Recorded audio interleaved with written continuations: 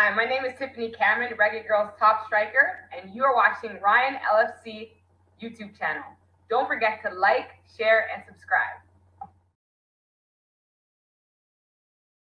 Oh, and them here. This is Boom Boom, aka World Boom, the Billboard selector, and me I represent for Ryan LFC. To get the latest Reggae Boys content, just hit that like and subscribe button. And the Operation Ball Game, I say, knock it, Ryan. Hi, my name is Taekwondo Tracy, former national 100-meter champion of Jamaica, and you're tuned into Elite Sports TV. Like, share, and subscribe to keep up to date with all of the new and upcoming informations we have to do with, especially corruption in athletics. And turn on the notification bell to get all of the upcoming information that you need. Hey guys, it's Jermaine Clark Jr. here from Byron Rose Squad 2023. You're watching Elite Sport TV with Ryan LFC. Stay tuned for all things Reggae Girls, Reggae Boys, and sports. My name is Errol Stevens, former international player and reggae boy, and you're watching Elite Sports TV, Ryan LFC. Don't forget to like, share, and subscribe to stay up to date to get the latest content on the Reggae Boys football. Okay. Hi, this is Yasmin Jameson, Reggae Girls goalkeeper, and you're watching Ryan LFC's YouTube channel. Please like, share, and subscribe. Hi, I'm Marla Setman, Reggae Girls top midfielder. Oh, let me start over again. All right. Hi, I'm Marla Setman, Reggae Girls top midfielder, and you're here on Ryan FC and Elite Sports. Don't forget to like, subscribe, and comment to keep up all to date with Reggae Girls and Reggae Boys top news.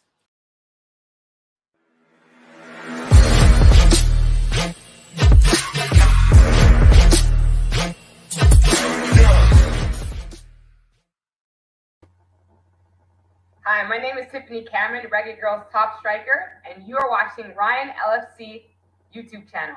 Don't forget to like, share, and subscribe.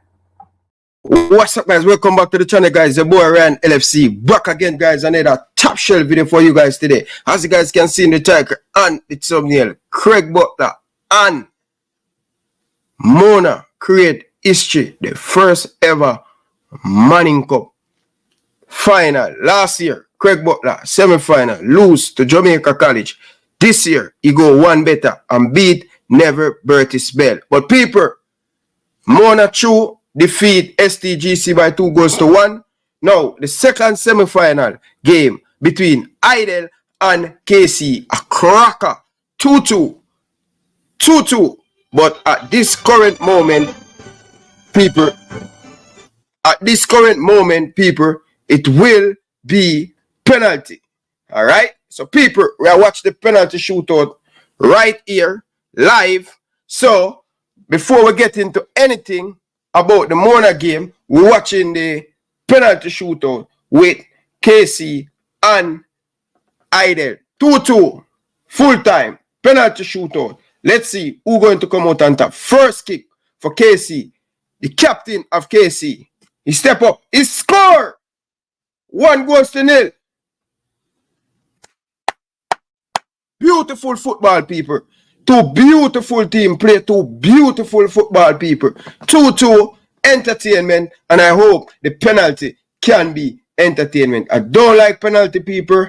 It can be cruel, but it's a part of the game, people. All right? So, I did to step up to make it 1-1. The captain, the two captain up against each other. KC captain put it in the back of the net, and now Hydel leading by 2-0 in the first half. And Hydel make KC come back in the second half. So, penalty. Here come. Goal. That's 3-3. People, remember, full time, 2-2. People, Hydel, outstanding team. Very good game in the first half, but KC come back and never die attitude from this KC team. They come back and they make it difficult for the Hydel team. Now, people, It's the second penalty for Kingston College, the number 9. Yep. Let's see who's going to score. People, hit the like button.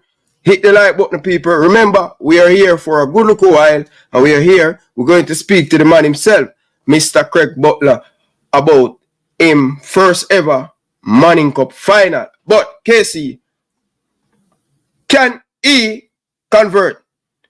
It's 2-1.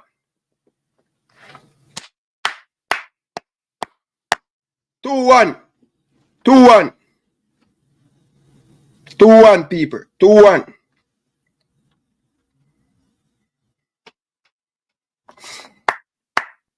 The team that always kick first always win because of the pressure. The tone, pressure. Yes, people. Yes. Can Hydel make it 2-2? Paper, it's a penalty shootout before getting into the match analysis. Alright. Here comes Henry. Find the back of the net. 2-2. Penalty, people. 2-2. Remember, if you're just joining the show, KC 2, Hydel 2, full time. 90 minutes. Now, 2-2 and penalty shootout. Now, can KC find the back of the net? 4 brilliant penalty from both teams. 2-2. Alright, let's see who's going to be the team to miss the first one. Alright, Kingston College. Here comes Kingston College.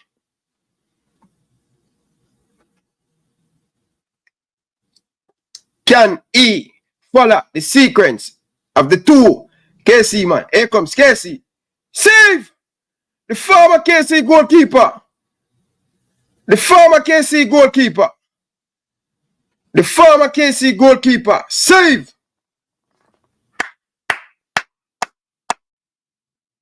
People, the former KC goalkeeper playing for Hydel right now. It's save it.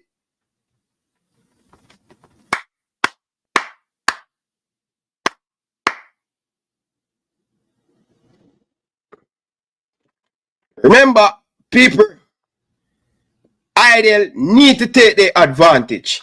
Hydel need to take the advantage to make it 3-2. Here comes Hydel. Yes! Hydel put it in the back of the net. I am watching it on Sportsmax. By the way, my brother, type in CVM TV. It's going on CVM TV right now on YouTube. So if you want to watch it, type in CVM TV or you download it from Play Store, Sportsmax app, and Sportsmax. But it's live on YouTube right now on CVM TV. Here comes a massive penalty, people. Must score penalty for this KC team. Must score penalty.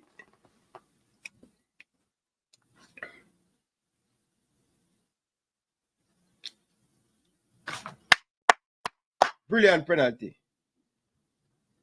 Brilliant penalty. Keep Kingston College alive. 3-3. 3-3. It's free, my brother. It's free. 3-3, people. 3-3. But remember, KC missed a penalty already. Remember that, people. People, hit the like button. Come on, people. Hit that like button.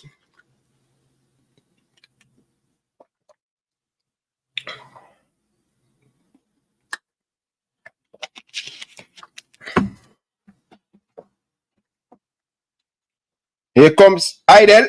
Can Hydel finish? Goal! Goal! Hydel! Can they make it to the second Manning Cup final? If Kingston College missed this one, Hydel, pressure. This is going to be a pressure penalty. Pressure penalty. Here comes the KC number 10. Step up. 2 very good team, people. 2 very good team. Excellent Manning Cup semi-final. Full of entertainment. But one team have to join Mona Pride. Goal! 4-4, people. Kingston College still in it. That's 4-4, my people. If Hydel score, Hydel through to the second Manning Cup final. Some beautiful penalty. But can the KC goalkeeper step up and save one? Can. Joe McGarden, anybody out there, let me know if this player is 17-year-old, if it's Joe McGarden's son. Joe McGarden play for Waterhouse. Is it Joe McGarden's son this? I want to know. Here comes Hydel. Here comes Hydel. Hydel, can they make it? Hydel! Write it! History! Hydel!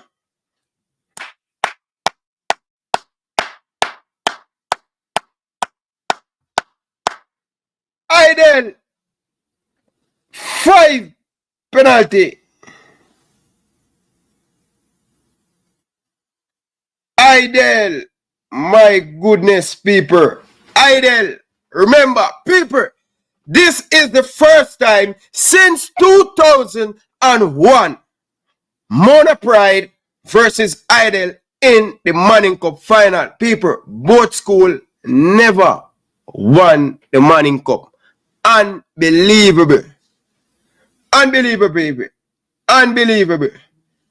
Unbelievable. People, dry. Remember the last time Mona Hydel, last time Hydel went in the final, they beat, guess who they beat in the semi-final? The last time Hydel make it to the Manning Cup final, guess who them beat in the National Stadium? Ryan LFC. Yes. 2012, 2013, Hydel defeat Excelsior 2-1. And people, that was a night that I just cannot remember. People crying tears of the Kingston College students. They're crying, they're bawling right now. The Brave. Whoa. Whoa. Whoa. Show the quality that they did. Massive. Listen, and they helped made this. People. Brilliant. Supporters from Hydel on the field now. Listen, please, celebrating with their players. It will be a Mona Hydel final. Tears. A new champion will be crowned. A school who's never won it before will win the Manning Cup in the island of Jamaica. Unbelievable. In 2023. Hydel who will be versus Mona. Wow. South started well for Kingston College. Tajari Lee didn't have a chance. Wow. People, who is going to be? People, remember, smash the like button. Hit that like button. Yes, people. Tears of joy from the Hydel players. Leave Kingston College crying on the ground. Wow, this is football. You cannot make up this. It's unbelievable moment seeing the pitch. Wow.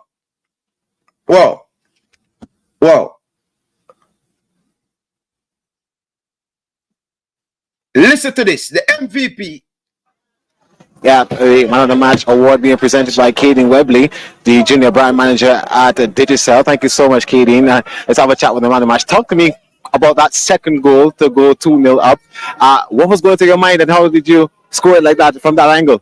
Well, I just natural raw talent.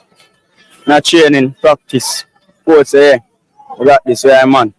Me. Yeah, tell me about coming into this game against Kingston College. What was your mindset like? Well, they don't want the rematch. Kind of personal to me. Because what they do, our 3 players sanction them. So them cannot play. We have to do this for them, our coach. So come out and say, we are fight hard. Personal, take this one. Yeah, into the final now against a team just as aggressive as Hydel High. How prepared are you for that one? Well, just go back to the giant board. Training, work hard, work with the coach's instructions, come out and fight again for the title. All right, well, we'll see you in the final. Congratulations, well done. Thanks. Yeah, let's have a chat now with the coach of Hydel High, Governor Anderson.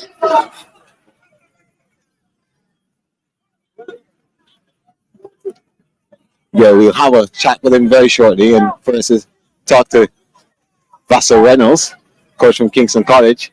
Coach Reynolds, tell me about this game. You're able to pull it back and take it to penalties, but if you look at how the overall game went, what would you have changed? We started a little bit too slow. I mean, we have spoken about it. We have been conceding goals the first 5-10 minutes in a couple of games, and that we were aware of that, and we were guarding against that. It happened again in the fourth minute of the game. Never recover quite well. And then we went down 2-0 against a very good team, an experienced team. Coach? But we got back the boys together after break, and we spoke to them, we encouraged them. Make up this I think we went back out on the field with a little bit more commitment. And dominated the second half and got 2 goals. You want to get that Penalty, it was always going to be difficult. The fact of the matter is that the Hydel goalkeeper is a former Kingston College goalkeeper, and so he kind of was aware of, where some of these guys will have placed their penalty kicks. But it was a good game. I mean, I'm proud of the boys to have gone on 2-0 down and came back 2-2 and took it to the penalty. But I think we deserve something from the game. Yeah, Coach, I can't let you leave without explaining to us exactly how Kingston College were able to get this far. Your two groups of depth, you got out of them, then you made your way into the semi-final. What was the secret behind Kingston College? It's a matter of hard work and commitment. The boys believed in what we were trying to do. We're still in the rebuilding process. We're still in the infancy stage. But the boys would have shown a lot of improvement game by game, week by week. I saw it the second half today. We continue to improve. We have a shot at another title. We have the semifinals and Champions Cup. Let's hope that growth will continue into Tuesday's game. All right, Coach. Well, we'll see you on Tuesday. Thank you so much. Yeah, Coach from Kingston College, Augusta Reynolds, who now passes by Coach Anderson and has a greeting with him. Coach Anderson,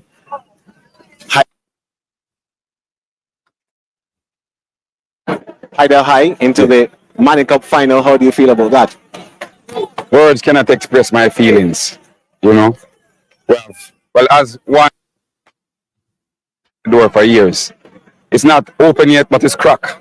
We intend to open it. This is a very special day for the Hydel family and all my supporters over the years. Once this game played at Sabina Park, I never have any fear.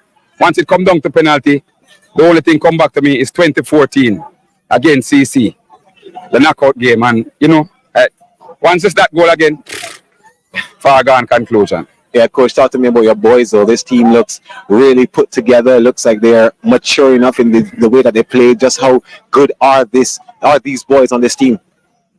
These kids are for real. As what I said to them before we leave, I said, guys, I'll go to war with you guys anytime, anywhere. It doesn't really matter. I mean, not a lot of people give us a chance, but I believe in them. And we are here in the final. Yeah, Coach. Mona High having a final. What do you know about them?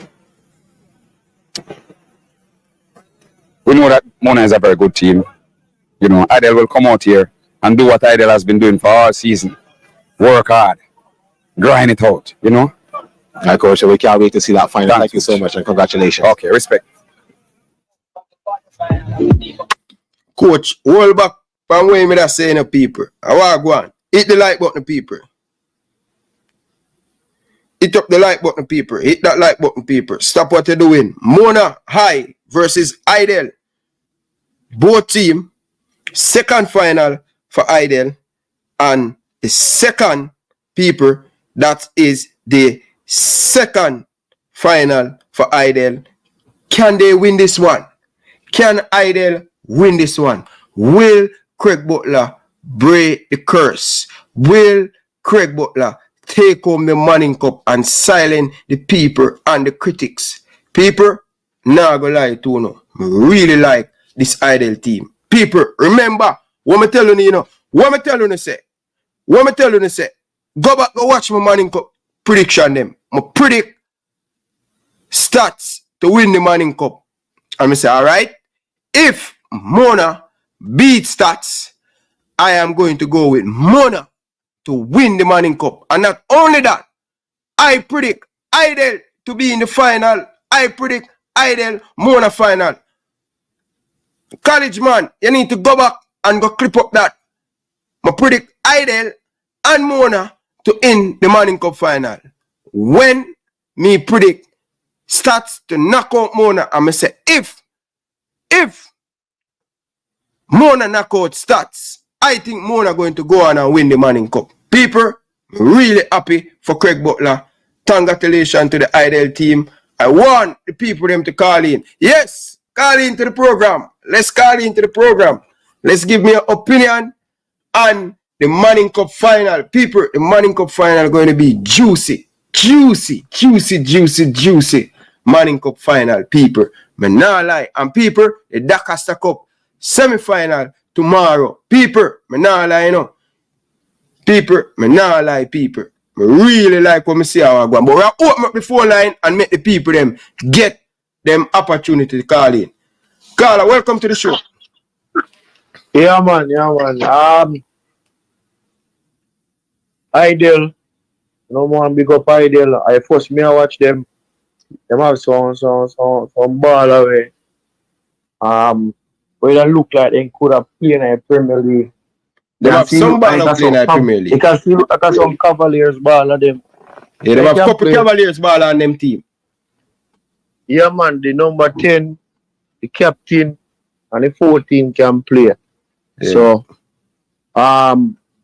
big up to Hydel. Good team. Really play good in the first half. Fantastic football in the first half. Yeah, man. We more say about Mona now.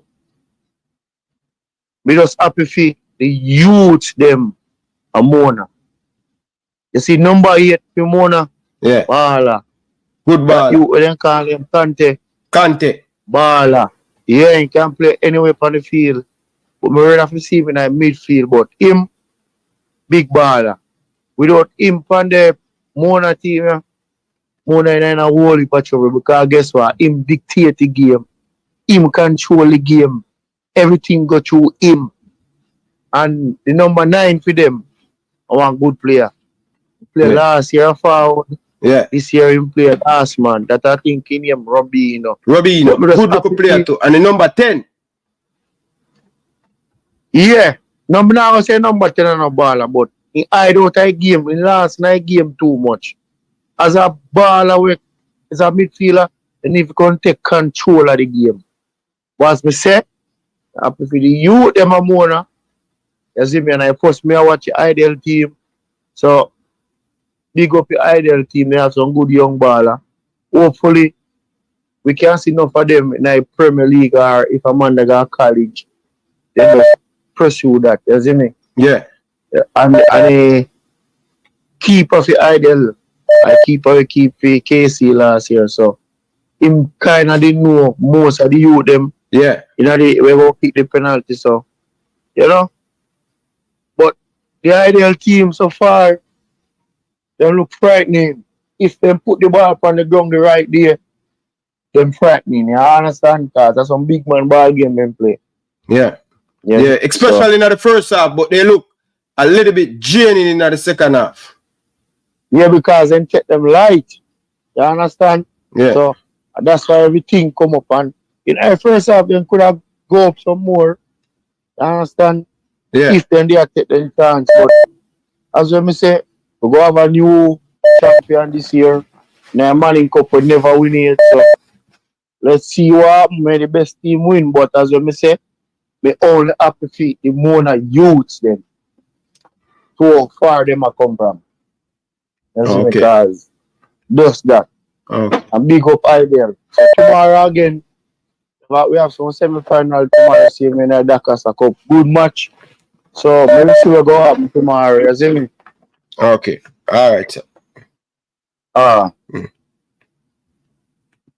Carla, welcome to the show. Good match. So maybe see what go happen tomorrow. Carla, welcome to the show. Good night.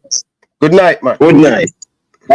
I remember the time we call you and talk to you and you say Mona beat stats. They might go win the Manning Cup. Right. But one thing though, man, they might have it quick. When they give them a fight. The side will look KC, yeah. KC they give them a better fight. A better fight at the final. You don't rate this Hydel team? Yeah, man, I rate them, man, but OKC bounce them ball and I give them a better fight. Okay. Yeah. I have a good team, man. Good team, man. But the final only want to say they have a good final for so many years. Like Casey and Mona, me want to say.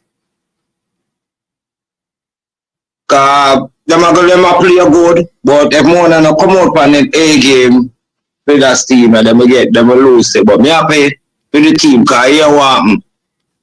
A long time, I say a team come from nowhere coming at the final. So we have to bring the underdog. Still, although Craig Butler a good trainer still, but in my underdog, said we. The team are perform. Yeah. So you think Hydel is a favorite?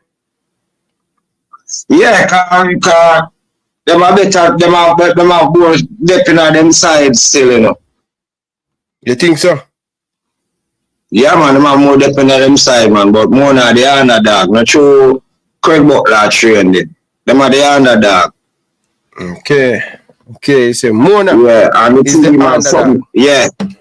Yeah, man, and them have something to prove. What them are the underdog thing, man. So Craig Butler big them up and then something and them are perform. Okay. Yeah. Okay. Yeah, cause no people never look for them reach us still, you know. Yeah. But the school, cause me I watch it today and say, yeah, interview the school, you know. And the vibes are there in the camp at the school. And then bring them at the final, you know. Yeah, man. Them Mona play really good, man. A lot of things that a lot of people don't understand. This Mona team score goals. And if you realize, in the last 3 games, them, they haven't been conceding 2 and 3. They score, they take the lead, and they protect their team. And I don't think George is doing enough to get the better of this Mona team. I'm going to be honest with you. Okay. Yeah. But we don't like them winning still. Okay. All right, sir. All right, no problem. Yes. Now I'm going to make a next call in still, because the program just get nice. All right, sir. Big up yourself, Carla. Enough respect, man. One thing I say, what day you never did the Rasta, when name? Babatunde. No, the one where you put on your show, you know. When name? Danny Trade? Yeah. Big up my boss.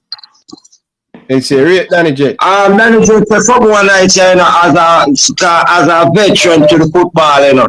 So Canada go give it 2, you know. But sorry, you never did the night for putting in a place in a road boy. You see me? Yeah. But the genius that tell him say enough to give up on Jamaica said, good night, coach.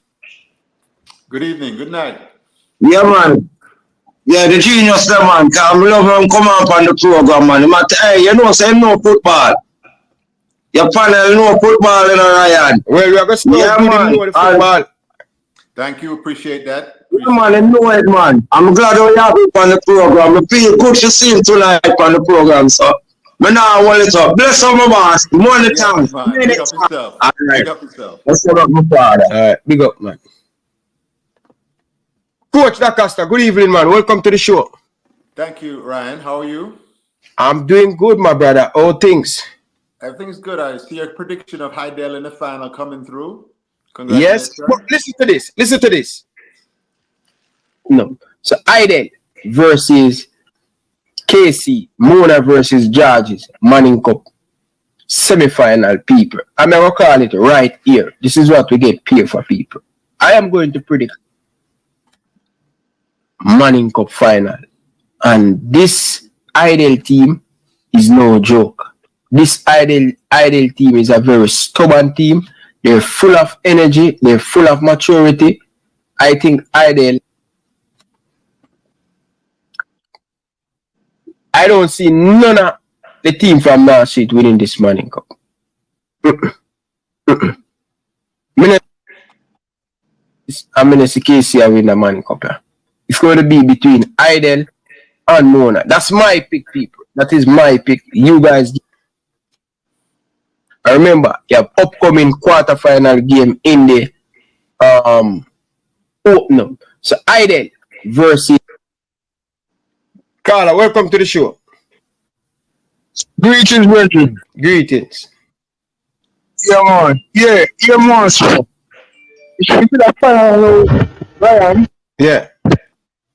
It could be a great final. And you want to know, Craig Butler is a coach, right? Yeah.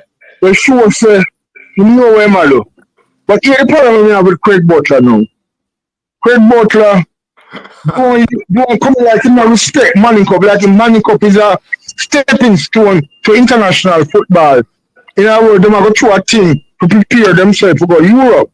I saw him on the Manning Cup. You see, I always use them in Jamaica. Them check Manning Cup as the top class schoolboy competition. So like after Manning Cup, and this is for them schoolboy, them go play club football or something else. I go college or something. But right now, it's like say Craig Butler in senior and you them say Manning Cup is like a 2-month tournament when Manchester play football for 9 months, which is true. But in Jamaica can't Jamaica not ready for that yet. Because it's Craig Butler philosophy. So what I'm saying to you is that Hydel them want the Manning Cup more than the Mona you them. You know Craig Butler well want it on them belt, you know, cause last year a whisper stop him. This year him destroy the next North Street team. And play better football than Never Bell team. I have to agree with that. Yeah, it's a man who rate too much, but I have to give him some ratings right now. Because I'm sure say you know him as far as the coach is concerned. But I just wonder if you take Manning Cup serious enough. Can either coach take Manning Cup serious? The Craig Butler from in Europe around the world. It's like Manning Cup is just a stepping stone to him. You know? So me check on, you know, so when it appears them take Manning Cup serious, you know. What you score prediction, Carla? Give me a score prediction. What's your score prediction? Who you are being for winning? Boy, so me see more player. Boy, come like them are going to win, but Hydel is a very coming a couple Premier League players, so Hydel have a big chance too. I'm saying Hydel take it more serious. Okay. You know, but I don't know. But I think I want to go. But now same step the serious. Him take it serious. Not just a stepping stone. More and the Arsenal a trophy. Yeah. All right. Carla, I don't know. You know you're not Jamaica yet. Man, I've run leave you. Big up yourself, man. Me chat. All right. Yeah, man. No problem. Right. Big up yourself. Coach Dacosta, good evening. Because we have a pack for tonight, you know. We're going to have Mr. Butler as soon as possible. So, talk to me. How you feel about the game? Which game you want to talk about first? Well, I got home from work, so I wasn't able to watch. I saw the highlights of the first game, and I saw some of the second game. You understand? Okay. Some of the second game live before my stream was in and out and things like that. But I must say congratulations to all the youth footballers in Jamaica, the schoolboy them. Wow, the passion which they play, everybody played so hard, played so well. I must congratulate them. And the level of play, and this is for the coaches, I've congratulated coaches because I've seen it 2 years ago when I first started paying attention to schoolboy football in Jamaica. It was more kickball, but not everybody, you understand? But now everybody seems to be trying to play football, try to put it down, just not the long ball. So you see the effort being made on the island. Now we talked about that. Once the change starts to trickle down and to all the lower leagues levels in Jamaica, in schoolboy football as well as the league, the youth football, you'll see a better brand of football once the coaches and everybody get the idea that, listen, it's better for football in Jamaica if you put the ball down on the ground and teach the kids possession football and attacking on the ground. Not to say you can't go long ball and things like that, but when to do that, when to go long ball, when to, and when not to, when to try to possess the ball.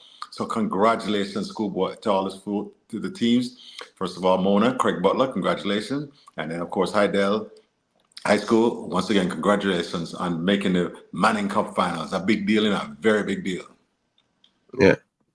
Big deal for Hydel, man. I'm really impressed with how Hydel play football. The first half was fantastic. It was amazing. Them build-up play, how they work together, how they press, how they close, how they pass the ball with the swag, with the style, the movement, with speed, everything. I like this Hydel team. They have a never say die attitude. But one of my big problem with this Hydel team, they switch off. They have to play 90 minutes. Because they're going to up against a Craig Butler team that going to finish the game for 90 minutes.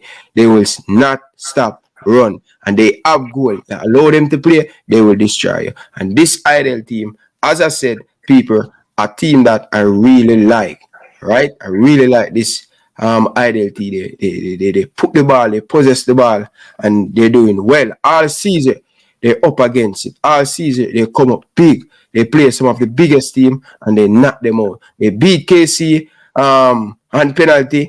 KC, good try.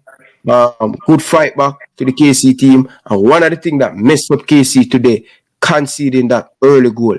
Keep on prime on time, they conceding early goal, and it end up bite them in their heart. Today they conceded 2 early goal, and they went down against a very good Hydel team. And lucky enough, Coach Vassarena come back, changes in tactics, and they get back into the game, but they couldn't find the third goal to break the deadlock, to win, to go to the Manning Cup final. But it was a brilliant game. I'm really enjoyed, and I look forward for the final. First time since 2002, right? First time since 2002, 2 teams reach the final that haven't won since 2002, since 2001.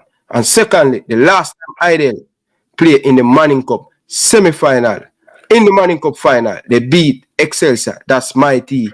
Them beat. But people, we have Babatunde giving us some live update at Savannah Park right now and stuff, people. So let's hear Babatunde. Fix up your mic properly.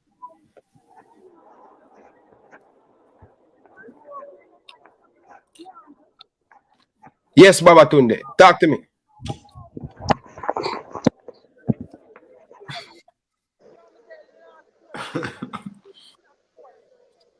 Tell Babatunde to fix up him thing before him come on camera. You know? Babatunde. Yeah, we're there. Where are they still? Yeah, it's good, but we not see your face, my brother.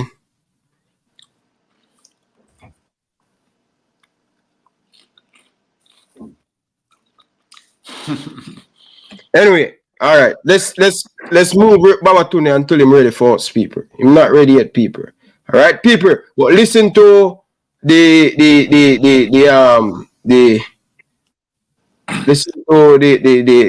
Craig Butler earlier today, people. Let's listen to the assistant, the coach, the head coach of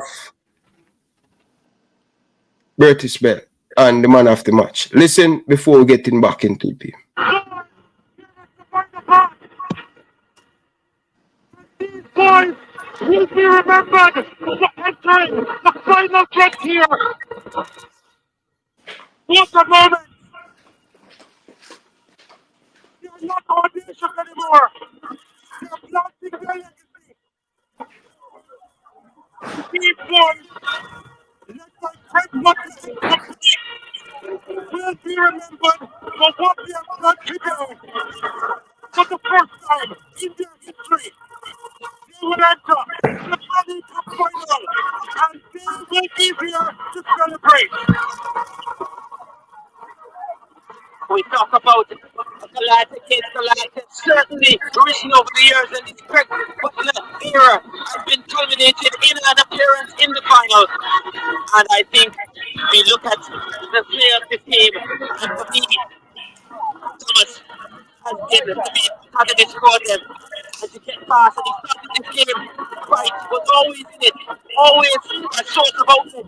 A means by which Mona could turn problems. Babatunde, talk to me now, Babatunde.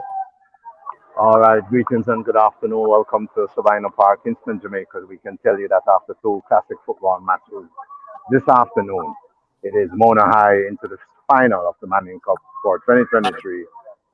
They will face off against the powerhouse of Terry, aka Spanish Town Road, Hydel High School. We can tell you that it was a classic matchup. End-to-end stuff. The Mona team scored first in the first game. St.GC came and tied us up on close to the first half, and then in the second half, a stupendous free kick from the Mona High School unit that saw the ball into the St.GC net, gave them a 2-1 lead, and that lead took them into the final minutes. Of course, St.GC could not find their way back into that matchup, and so Mona completed that one 2-0, 2-1 over St.GC. When we get into studio tomorrow, we'll go in depth and all, but we're trying to make use of the light now. So we're moving through just to give you a quick synopsis. There it goes. The second game, Hydel versus Kingston College, an excellent game altogether, end-to-end action. In the opening minutes, let's say in the approximately the third minute of play in the first half, Hydel, through their classic number 10, showed up in and around the 18-yard box, bamboozled the Kingston College defenders, and fired powerfully into the Kingston College net to give Hydel deserved 1-0 lead. They didn't rest there. Hydel kept playing excellent football. The number 8, number 5, Michael Forbes in defense for them was excellent. Keep talking about that talent, and I am expecting greater things from Michael Forbes, along with some of the other players that we've been seeing for the 2023 season. But Hydel didn't fool around. They kept going at it, and in minutes thereafter, they got a second goal. An excellent shot on target. Turned the goalkeeper for Kingston College into a mere spectator as he watched that one greeted the back of his net. Kingston College never died. The grave may fall, and they, always, they never yield. Felt they did in the first opening minutes of the first half, but in the second half, they roared back. And in the opening minutes of the second half, they build up nicely and find themselves 2-1 up, albeit an error from the Hydel custodian, and then from, of course, the defender who attempted to clear a ball but didn't do so well. And Kingston College pounced on that and made good use of it and fired a low grounder into the far corner of the Hydel net, 2-1. And Kingston College never rest from there. They saw the purple rain coming and they rained on the Hydel defense, but strong and firm, just like that rock from the Ferry Hills of Spanish Town Road. The Hydel defense stood up, but moments after, they found a way to breach the Hydel defense, and before you know it, it was 2-all. Didn't panic. They kept playing, followed the coach's instruction. When you see a team is under order, when you look at the bench, all players are under order. The coaching staff is there. So both teams, they kept playing good football. The crowd here was entertained spectacularly with good quality football, and that is what we like to see. The development of the football, from the schoolboy level, it is in good hands. We trust that at some point soon, the national level will replicate that. But 2-all it ended, and then from there it went to penalty kicks. All KC players stepped up to score except one. All the Hydel players converted their kicks. But someone had to do the job, and the goalkeeper decided it was going to be him, and he stepped up to make an excellent save, denying Kingston College another Manning Cup final and denying them another Manning Cup title. So all in all, it's a classic matchup. Excellent football and show today. Thanks to all the sponsors, thanks to ISA for the competition this year. All in all, we're now looking forward to the Manning Cup finals where Mona will face Hydel. That is a classic matchup. How will it go? We'll let you know soon. But all in all, excellent coaching, excellent from Coach Vassar Reynolds, Coach Anderson. Of course, he was at Holy Trinity, and he left there and joined the Hydel setup. And we're now seeing his coaching for us coming through. So all in all, it was a good matchup. Any questions from you all before we bounce out? Because the lights is gonna be off. Coach Lacosta, you have anything for him? Babatunde. Yeah, coach. Sir Baba the Great. Yes, hearing you. Go ahead. Yeah. So, how was the atmosphere there as far as the fan support, the students section, the overall fan support, and the atmosphere during these two matches? Yeah, exciting, ecstatic, spectacular, fabulous. All the positive adjectives you can find in the book to describe feelings of individuals. It was exciting. From earlier today when the first match kicked off, it was really classic. And then we had approximately 1,500 individuals watching this setup tonight. It really wasn't a bad match. Really exciting stuff, and think quality football was on show from all the teams, all 4 teams who showed up for Sabina Park today. Quality football, all in all. Mona played well. St. George's played well. Hydel, Kingston College, some excellent football. I really like the Hydel setup because they are showing indications of what a top quality team plays. So if you talk about your Manchester United, your Liverpool, your Nigeria, your Ghana, your Brazil, we saw elements of that today on show. Excellent football. How they move the football, the midfield. That Hydel midfield is really solid, and then that defensive unit, led by Michael Forbes and the other players, really excellent. The communication from goalkeeper. My player of the match is the goalkeeper is one, and then the defense, and the number 8 in midfield. Really, really. So we had about. I'm always selecting 3 players of the match. That's how I do it. Goalkeeper, and then a midfielder. Today's goalkeeper was the Hydel keeper. Really excellent because in the penalty shootout, there were some things that he kept saying to the KC ballers, and it eventually worked.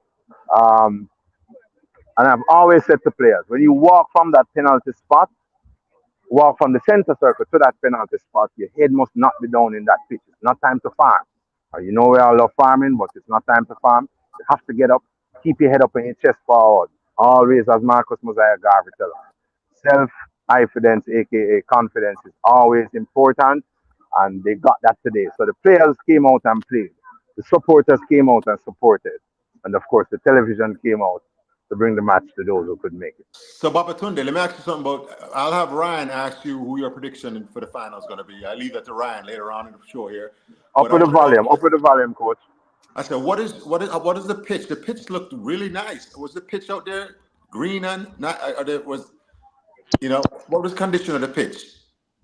The pitch semi excellent or semi good.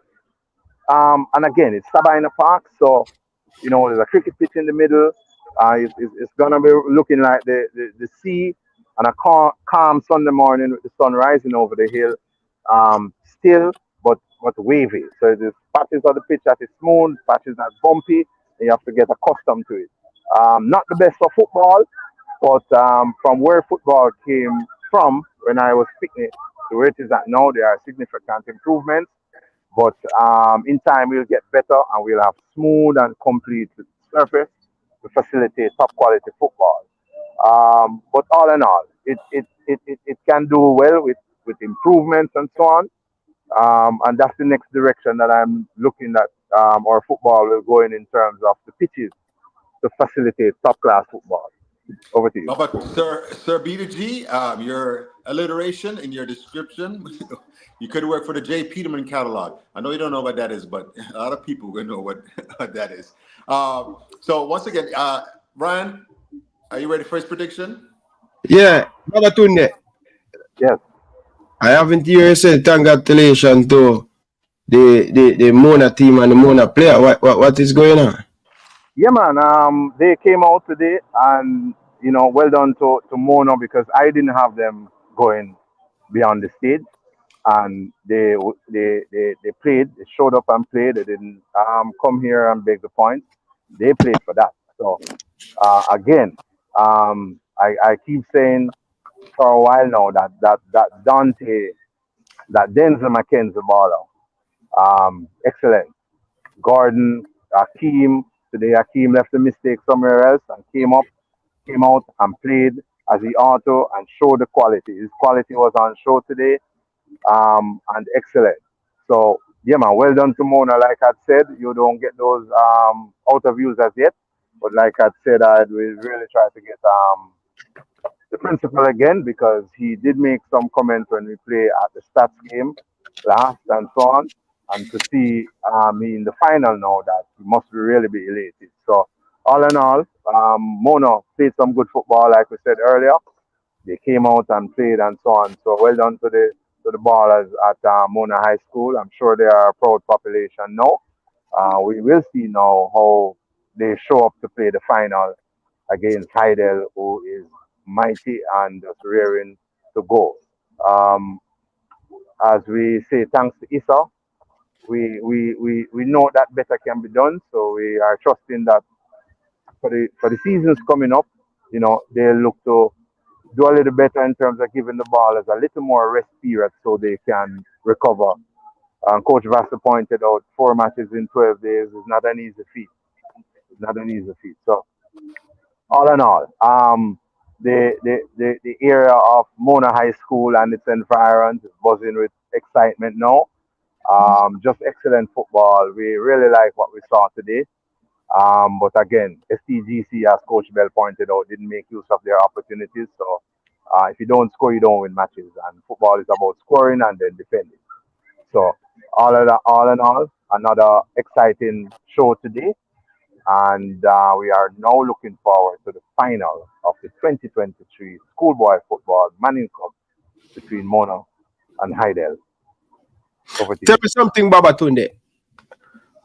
Yes, after watching both semi-final, right, and looking at the 4 coach in the semi-final today, when you look at the both team at the final, you analyze both team. Which team you're picking to win the Manning Cup this year? I'm going with Hydel and Coach Devon Anderson. I really like, and I've been taking notes since he was at Holy Trinity. And again, this is something that will point out to principals. If you're interested in presenting a proper team to enter these competitions, you have to have a proper sports program. Each principal can create their own and use their own creativity. It never helps to sit down or to stand up or lay down and say, these big schools have all the resources. They didn't have it by dreaming. They have it by, getting the support from the school population, past and present, and the wider community. You all can do the same. Coach Anderson never had that support at Holy Trinity, and he left, went to the Hydel setup, and made good on it. It's been a while since Hydel has been in a final, where I'm looking forward to great things from them. And I'm always an individual who I like to carry people and or support people and not favorites. Yeah. And so I'm going with Hydel to win this one whenever the final is set for in 2023. Talk to me, Coach D'Acosta. Watching some of the game this season in the Manning Cup, 2 very good coach come up against each other. 2 very good team. Who you think going to come out on top with this team? With both teams. Which team in the final look the more fitter and stuff, in your opinion? Well, I can say this. Will the game be a battle of skill and tactics, or will it be a battle of wills? Which team can impose their physical will on the other team and break them? Because sometimes, when something becomes so important to you, where you give your everything, and Ryan, you playing that thing where everything is on the line. Yeah. And which team can't? Because I've experienced that before. In the regular season, we'll beat this team and knock the ball around them. And when we meet them in the playoffs now, instead of playing soccer and football, them come and beat us up physically, just crunching. Everything was, their coach had a plan. And he shot, because I thought it was going to be a skill. And it turned into a battle of will, and they broke us. That team wasn't ready for that. We were too skillful. We weren't, and I made a vow, to make our team, they're going to be the toughest team at this match. So whoever the toughest team is, with the strongest will, might be the ones that prevail as champion. But if both teams play football and skill, it could be a totally different outcome, you understand? So I'm going to research judgment so I can research the teams a little more, right? Okay. For me, people, as me say, for those who just joining in, people, remember, we're going to have Mr. Butler laid down in the show after we go through some of the stuff we need to go through. But people, me say it earlier on today. Again, I'm going to say it. I've been saying it for the last 2 weeks, right? But Babatunde, I want you to listen to this, right? Yes. Listen to this. Open up. So Hydel versus KC, Mona versus Georges, Manning Cup semi-final, people. I'm going to call it right here. This is what we get paid for, people. I am going to predict Hydel, Mona, Manning Cup final. And this Hydel team is no joke. This Hydel team is a very stubborn team. They're full of energy. They're full of maturity. I think Hydel, for me, I don't see none of the team from North Street winning this Manning Cup. Minister JC, Minister Georges, and Minister KC are winning the Manning Cup. It's going to be between Hydel and Mona. That's my pick, people. That is my pick. You guys give me your pick. Who's going to be in the final? And remember, you have upcoming quarterfinal game in the opener. So Hydel, so people, I give it to you guys. I'm going to go back. I'm going to say this. And Baba Tunda get beaten for the last 4 games of the Manning Cup. Him predict against Mona. Him lose all 4 of them. And this a show Baba Tunde how football work. I may understand in prediction, but I said it. I am predicting Stats to win the Manning Cup. Right? They are my favorite. But if Mona defeats Stats, I think Mona going to go on and win the Manning Cup. See? Now, I predict Hydel to be the 3rd best team in the Manning Cup. The 3rd favorite. Right? And so it's still now. Mona are going to win the Manning Cup. And Hydel will be the runners-up in the 2023 Manning Cup. This is how we get paid final. I mean, I will call it. Mona will not lose the Manning Cup final.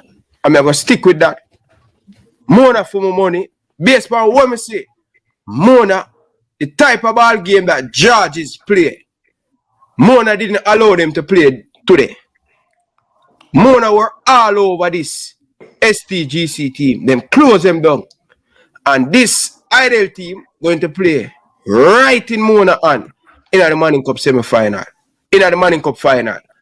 Remember, Mona have the experience from last year. Mona in the stadium. Hungry. Them fitter than Hydel. Them play for 98 minutes. I think this Mona team will close down. Yeah.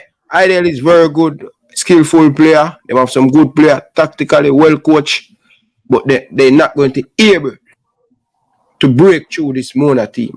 And when Mona goes score first, the difficult team to beat. They have goals in them, and may I tell you this: Georges didn't create a lot of opportunity. They did not create a lot of opportunity, right? And Babatunde is something that you have to think about. I'm going to say to you, when you predict Hydel against Mona, when you predict Hydel, see it, when you predict Georges to beat Mona, I'm going to turn to you. I'm going to say, Babatunde, is it you use feelings or you just see a better team? And this is the 4th time in a row since you had the Manning Cup prediction. You get it wrong. Me like you, right, so tell you already, hold on, me tell you already, say, yeah, you need to change your prediction. You can't keep on get it wrong, my brother. Yeah, but, all right, so let's see. KC, Mona versus Georges, Manning Cup, semi-final, people. I'm going to call it right here. This is what we get paid for, people. I am going to predict Hydel, Mona, Manning Cup final. And this Hydel team is no joke. This Hydel team is a very stubborn team. They're full of energy. They're full of maturity. I think Hydel, for me, go ahead. Talk to me. Yeah. All right. As I said, Baba Tunde not do the prediction. We just work with our vision and we don't support anything with corruption there. So we not forgetting everything and so. But I'm all right. I'm good. You know what I mean? I'm going to get some right. I did say Hydel I beat KC. I'm going to get that right. And that's okay. Sometimes we're off, sometimes we're on. And that's all right. So, you know, all we have different ways how we see things and so. But yeah, we stand by with visions and what we call it. That's how we see it and that we are support. As we say, we get it right. We don't always get it wrong. Sometimes. So that is it. Sometimes right, sometimes wrong. So we'll come again. All right. So Coach DaCosta did ask a question about the pitch. Now we just before, you know, we don't know what best we can do with where is left at the light. But this is what we're looking at now. This is where the cricket pitch. So this is raised up in the center, and then over now to that side, it goes down. So again, this is not necessarily ideal for football, but the ballers they make use of what them have and so on. So pretty much with what is left of the light, this is what the field look like. So you may see a little, rise here and then we have a sink, but all in all, the ballers them come out and show and make use of it and so on. And I'm telling you, excellent. So like Ryan said, Mona have something that Hydel will not be able to break down. All things in time will and did reveal, and come the Manning Cup final for 2023, we will see what we will see. Of course, Hydel is off to prepare for that final now, and so is the Mona High School unit. I'm expecting good football, So all in all, again, so just let me give another little pitch update again. This is to the right of the 18-yard kick into the sea. Again, we have a bunch of grass here under some sand, and then most of the place is level. So don't really make for good football. But from whence we came to where we are at now in terms of pitches, a lot of improvement, but we're not near the best yet. But all in all, excellent football today.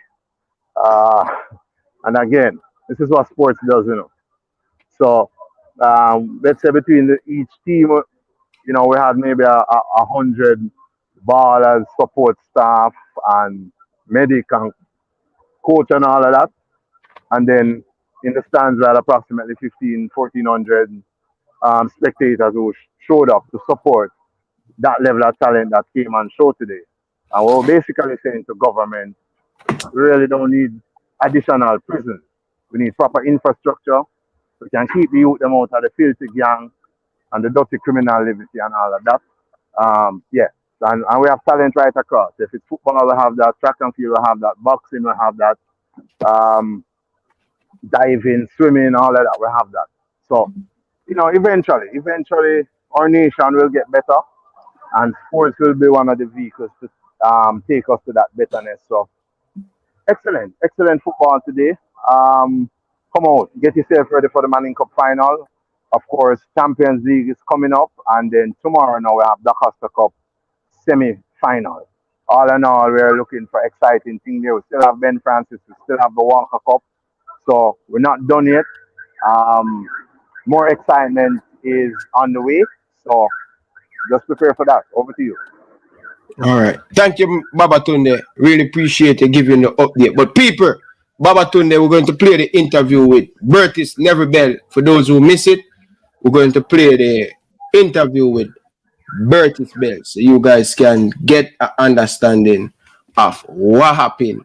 Bertis Neverbell and the man himself, great Babatunde. Soon? All right. Here you go, people.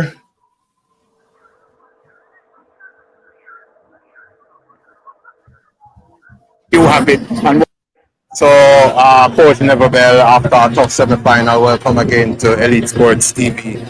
Your thoughts on today's semi-final matchup against Mona High? Congrats to Mona. Again, I thought we played well as we did against Clarendon, but as we did do against Clarendon, I don't think we were good enough in front of goal. And so possession is important. Possession is key, actually, but it's what you do with the ball. It's not how long you keep it. It's where you have it and what you do with it. And I don't think we did well enough in front of goal like the last game, and I think that's hurt us. Where you go from here now, Coach? So, the team is a young team, and I don't say young team as an excuse because it was a youth why we lost. This team, we have 2 Premier League players. Adrian, the captain, is 17, and he's been playing for Cavalier Premier League team for 3 years. Brian played for Dunby Holden. Adrian played National Under 20, and we had 7 players who played Super League football last year. So they might be young in age, but they have some experience. So it was a youth why we got. got beaten. I just really and truly, we just did not perform. You understand football, and to win, you have to get almost everything right. And we didn't get everything right. After the first 45 minutes, you were 1-1 going into the second period. What is it that you could have done better in retrospect? Just in front of the goal, you know. I mean, you saw the game. Like Clarendon, we had as much of the ball as they did. Today, we had probably more ball than Mona in the second half. We just didn't do anything in front of the goal. I don't think we had. I remember the Clarendon game, as well as we played. Clarendon got about 5 clear chances on us. We got 1. So yeah, we look good and we pass the ball and stuff. But if you don't score, you're not going to win. And looking good don't give you a points, you know. So I like the type of football we play, and I will never change that. But we have to be a little bit more aggressive in front of the goal, and we have to take the chances. I don't think we got too many chances today. And the sign of a good attack, a good forward, is that you get in positions to score. Even if you don't, that's the first sign of a good centre forward. You can get the chance. We didn't get 2 minutes today. And again, congrats to me. What are your takeaways from your 2023 season? You either win or you learn. And we only lost 2. We lost the last 2 games, which is unfortunate. We will learn from them and we will come again. All the best, coach. Thanks for talking to us. All right, so we have one of the great coaches in this part of the hemisphere. That is Coach Neverbell. We made some attempts. Well, we did speak with Kevin Jones earlier, but he did say he wouldn't return to talk with us. We haven't seen him. So that's pretty much does it for the first match of today's semi-final. We can tell you that after the first semi-final, it is Mona High School that is through to the final. They defeated St. George's College by 2-1. So we are getting ready now for the start of the feature match, or the second match of today. So we'll talk to you a little bit more. Until such time, Babatunde, on behalf of Elite Sports TV, come back with us. Take care. Walk good. People, that's great Babatunde with a brilliant interview. Babatunde. Yes, sir. Hopefully by the end of the year we can get you the tripod. I don't know what you're holding your phone in, but yeah, man, I tell you. We have some tripod. Yeah, you see what with up here? We have something that we have send down to come get some tripod and microphone and stuff. We're doing it big next year. But for those who miss Mr. Craig Butler interview, let's listen to it. Romario Thomas. Yeah, that's right. Thank you so much, Donald. Romario Thomas, the man of the match, being presented by Katie Webley, the junior brand manager of Digicel. Thank you so much, Katie. Romario, talk to me about this historic event. Talk to me about this historic event with Mona High. How good do you feel about achieving a first final in your school's history? Well, I feel very great for going into the final, running to the final for the very first time. Yeah, talk to me about your game, though. Do you think you have the best game possible for today? It wasn't my best game, but I'm trying my best. Now, your focus is on the final. Are you expecting to play any team in particular, or whoever comes in front of you, you're ready? It doesn't really matter. I'm very big player. All right, well done to you. Congratulations again, Romario. Yeah, Romario Thomas there from Mona High, the man of the match, embracing Coach Neville Bell from St. George's College. Coach, we know it's always tough to lose us in the final, but if you look back at how things would have gone today, where some of the things they would have hoped should have been done better by your St. George's College team. But it's always tough to lose, period, whether it's a semi-final or not. We didn't do enough. I thought we matched them on the field, but in front of goal, we didn't do much. And after they scored the second goal, as you saw, they put everybody behind the ball. It's always tough. But I'm very proud of these kids. We did one better than last year. Last year, we ended up fifth, never made the semi-final, never made the Champions Cup. This year, we're in the semi-final, we're in the Champions Cup. So God willing, next year, we'll do even better. You know, speaking of next year, how do things look for you in terms of the players that you get to retain and possibly new players coming into the program? We shouldn't be bad, you know. We shouldn't be bad. I think of this squad of about 25, I think we lose about 5 or 6. So we shouldn't be bad. But, you know, we kind of have to get over this one first before we start thinking about next year. But, you know, to be honest, congrats to Mona. They worked hard. They've been working hard all season. So congrats to them. And I don't know who they will meet in the final, but I wish both teams good luck. Thank you so much, Coach. Yeah, man. Yeah, Coach, great as well there.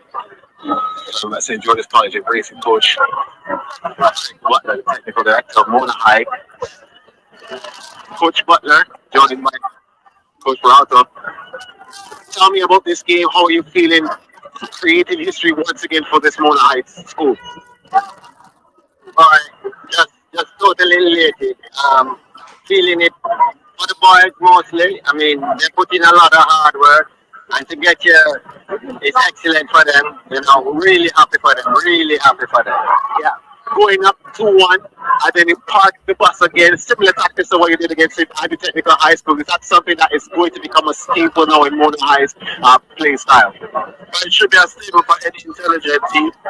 You have to have that component in your artillery, and we use it well. The boys played on their hearts, you know.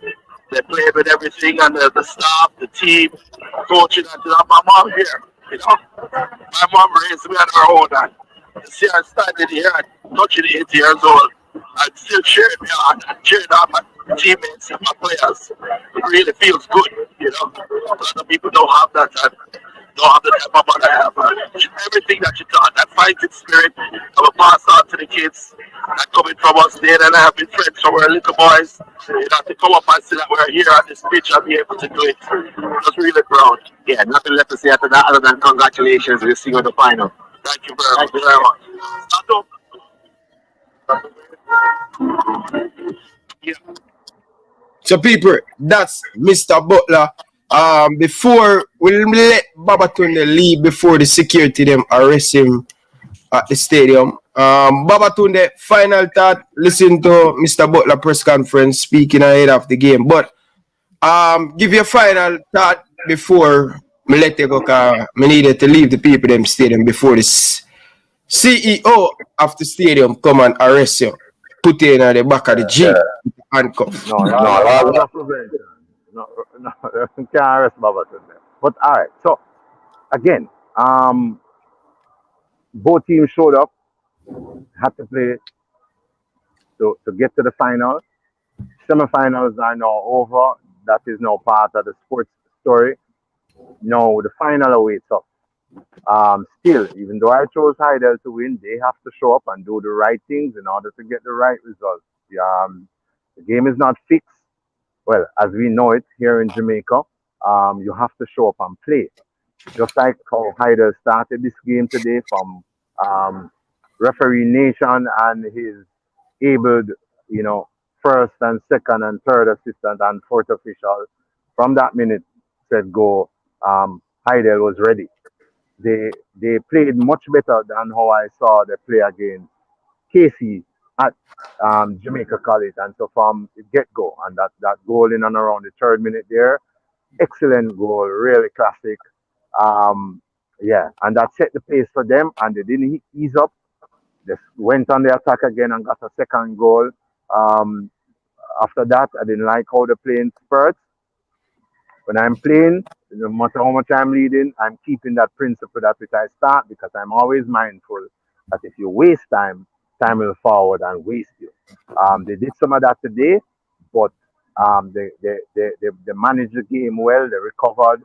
The coaching staff from Hydel was excellent. Coaching staff from KC was excellent. But today, Hydel has the better approach, the better ballers. They made use of their opportunity. The Kingston College number 8 and the number 2, they did stand out in spurts, but they couldn't match the power of Hydel and the tactical preparation and strategy that they came with. Still, you have to give Kingston College more than credit. You have to give them their praises, because being 2-0 down in a game, and you fought and put that game into extra time, well, into penalties rather, 2-2, that is no mean or cheap accomplishment. That is superb stuff of the highest order. And so KC, as they say, and they inoculate all them students who attend that institution or that school, they are inoculated with the culture and the principles of KC. The brave may fall, but yielding is not for them. And so they fought, put some good football on show, and find 2 goals. Yeah, but like I said, Hydel had their moments to go 3-2 up, didn't. But Coach Anderson did say once he got the penalty, he was not going to lose. And so there it is. All things that you do, you have to strategize, you have to capitalize before you can maximize. And these are some of the things that it takes to prepare a team of this quality going forward. But all in all, we're looking forward to an exciting matchup now. Teams and supporters, tomorrow is the Costa Cup semi-final. Go on out and support your team. It is going to be excellent football all the way up. Clarendon is preparing to go. Dentil is preparing to go. It's going to be a good matchup. You know, wherever you are in the rural areas, some of you are supporting Clarendon, some supporting Dentil, some supporting some of the other teams. So tomorrow is another excellent and classic matchup that we're looking forward to. So go on out and support. It was good that Issa could have set the competition this way, so we get 1 day to focus on Manning Cup. We get another day to focus on the Costa Cup. After that semi-final, then we have the Ben Francis and the Walker Cup, then champions, and then Manning Cup final, and then the Costa Cup final. So excellent football. Thanks to Hydel, thanks to Casey, thanks to the Mona school, thanks to the STGC school. Good football came from all schools today, but those who needed it more and created the more chances, they took it all, and so excellent. So until you join us again from Kingston, Jamaica. Before I leave, quick prediction. Dentil, Glenmore. What's your prediction? I'm seeing Coach Andre Peart. I'm seeing Dentil coming out to battle on that one. It's been a while that they have been knocking. I know Coach O'Neill Thompson expect to put up a strong showing. But I'm seeing Glenmore to come out on top. Yeah, and I really would love Dentil to really do something for the entire St. Catherine period. So here's what. I'm seeing Dentil. I'm gonna go with Dentil to get over Andre Peart this time. Let's see how well we do with that. Clarendon. Garvey. Clarendon versus who? Garvey Massio. National coaching experience. So the teacher is going up against the national. That being Maran Gordon, who is part of the national coaching setup, going up against the teacher, Leonard Hyde Sr., who is a former player and now a coach. I'm gonna go with Clarendon College. Not necessarily, and I don't really carry favorites and so on. That's not me, but I'm going with Clarendon College on the basis that the coaching tactics of Lenny Hyde, I still think it's really one of the better coaches in the game, anywhere on planet Earth. So if he gets his ballers to do the right things the right way, then the right result will be theirs. Notwithstanding that, Clarendon College have to overstand that is not name play this game, is what he come out and do on that day. So, Garvey Massio, yeah, they have not really performed as I thought they would. So based on their performances, I am thinking that Clarendon will get this over them. But if Clarendon show up sleeping on that pitch, it will be Garvey Massio taking themselves to the final. Garvey Massio had to play to get here. They didn't beg the points and so on. They have to compete for it. So on that basis, they have to come and play tomorrow. They're not in the final yet. That's Clarendon. But I'm telling you, if they show up to sleep, Garvey Massio will steal it from them. If they avoid doing that and play the game how the game is supposed to be played, how the coach have been teaching them, then I am looking at Clarendon College taking it over Garvey Massio. Okay, fair enough. But big up yourself, safe journey, Babatunde, on your way home, and be a good boy, all right? Stay out of trouble. Yeah, all the time. We give thanks that we always have some good sisters among us who offer good counsel and so on. And so that is one thing that we thrive on, having good people around us. You know, the guidance is good. I'm not one who makes trouble, but that feminine power is not something that I question, and so I've always tapped into it. So, to the viewers from Elite Sports and Ryan LFC, Coach Lacosta, King David, Chapter 1, Verse 6, Jersey Boy, the entire staff at Elite Sports from Kingston, Jamaica, in the cricket mecca, now a football park. We come to you live today from this venue. Many a great sporting activities took place here. It's now football, and sometimes they turn it into a dance hall venue. But all in all, it was a joy bringing it to you today. Thanks again. Soon we'll be able to say thanks to our sponsors and so on.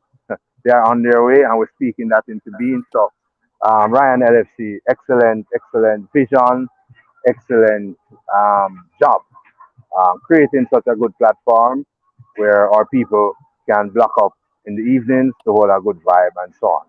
So, on behalf of good football, good supporters, good people of Jamaica, Babatunde reporting live on location in Sabina Park for Elite Sports TV, saying what good, tell them other one howdy, and greetings as usual to all great people of our sacred planet. Live up, live pure, live good. Stay out of trouble and let go for the corruption. Burn anything was filthy. Over to you. One. Thank you very much, Babatunde. Have yourself a good night. Bless up yourself, my brother. Blessings, Bob.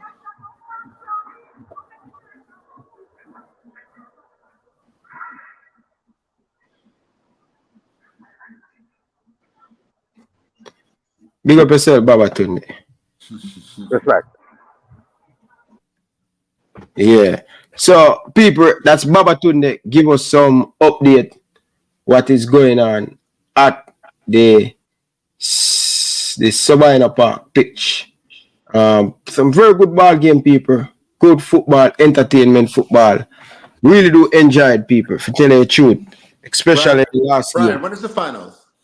I think the final will be next month. But next month, I don't know. Oh, so the players will have a lot of time. No, you have, we name the, yeah, Hydel will have Super Cup for play. Oh, that's right. Hydel have Champions Cup semifinal. Yeah. Hydel have semifinal. Very interesting. Yeah, so Hydel have a whole heap of time to. Mona will be resting, well focused, training, and ready. Hopefully, this not play against Mona. Taking a lot of rest could give you the benefit, you know, but 4 games for Hydel in 12 days. That's a lot of game, right? So Hydel team look genuine, especially in the last 20 minutes of the game. They were making a lot of mistake, cussing each other, and even when Casey under pressure in the first half, I didn't see anything like that, right? So yeah, that is the most important thing, people. But people, Dakar Cup people, let me give them a prediction and thing. So my prediction for the Dakar Cup, see, I am predicting Bintel to beat Glenmore. I'm gonna beat Clarendon. So it's gonna be 2. 1 Clarendon team and 1 St. Catching team in the thing, people. You have 3 Clarendon team right now. You know, Clarendon has been doing very well, very blessed and thing. You understand? But yeah, Coach Dacosta. Yes, sir. You have anything you want to add? You have anything you want to? No, man, I'm just very impressed with the schoolboy setup here. The attention it gives, the live broadcast back all around the world, man. It's come a long way, man. Very impressive. Big up yourself, Jamaica. Yeah, that was a excellent job by Sportsmax. I think the game were on CBM too. So Dacosta, in the future, just type in CBM TV on YouTube. Yeah. And you can see the game. I saw the game on it today. Yeah, I wish I had in more tune because I would definitely would have tried to come off, get home from work a little early and try to watch the match And it's so I can give a better opinion of the teams and things like that. You know, I don't like to talk about things I don't know firsthand. Like I said, I saw the highlights of the first game and I saw the final, some of the few minutes of the last game once I got home here, and they went to the penalty shootout and things like that. But like I said, what I did see was very impressive. You know, because it looked like football more so than just kickball. You understand? And that's all we want to know.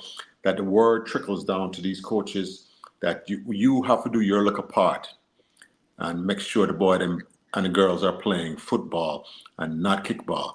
You know, even it's a slow over the next few years until a point where the goal is to have Jamaica have its own style and system where we take advantage of our physical attributes and try to exploit our opponent's weaknesses. Yeah, I think, you know, in the final, I have to give Mona credit. I see Mona trying to play the ball around. Mona really put on the ball today and bounce it. Understand? Even if them do it slow, that a step in the right direction.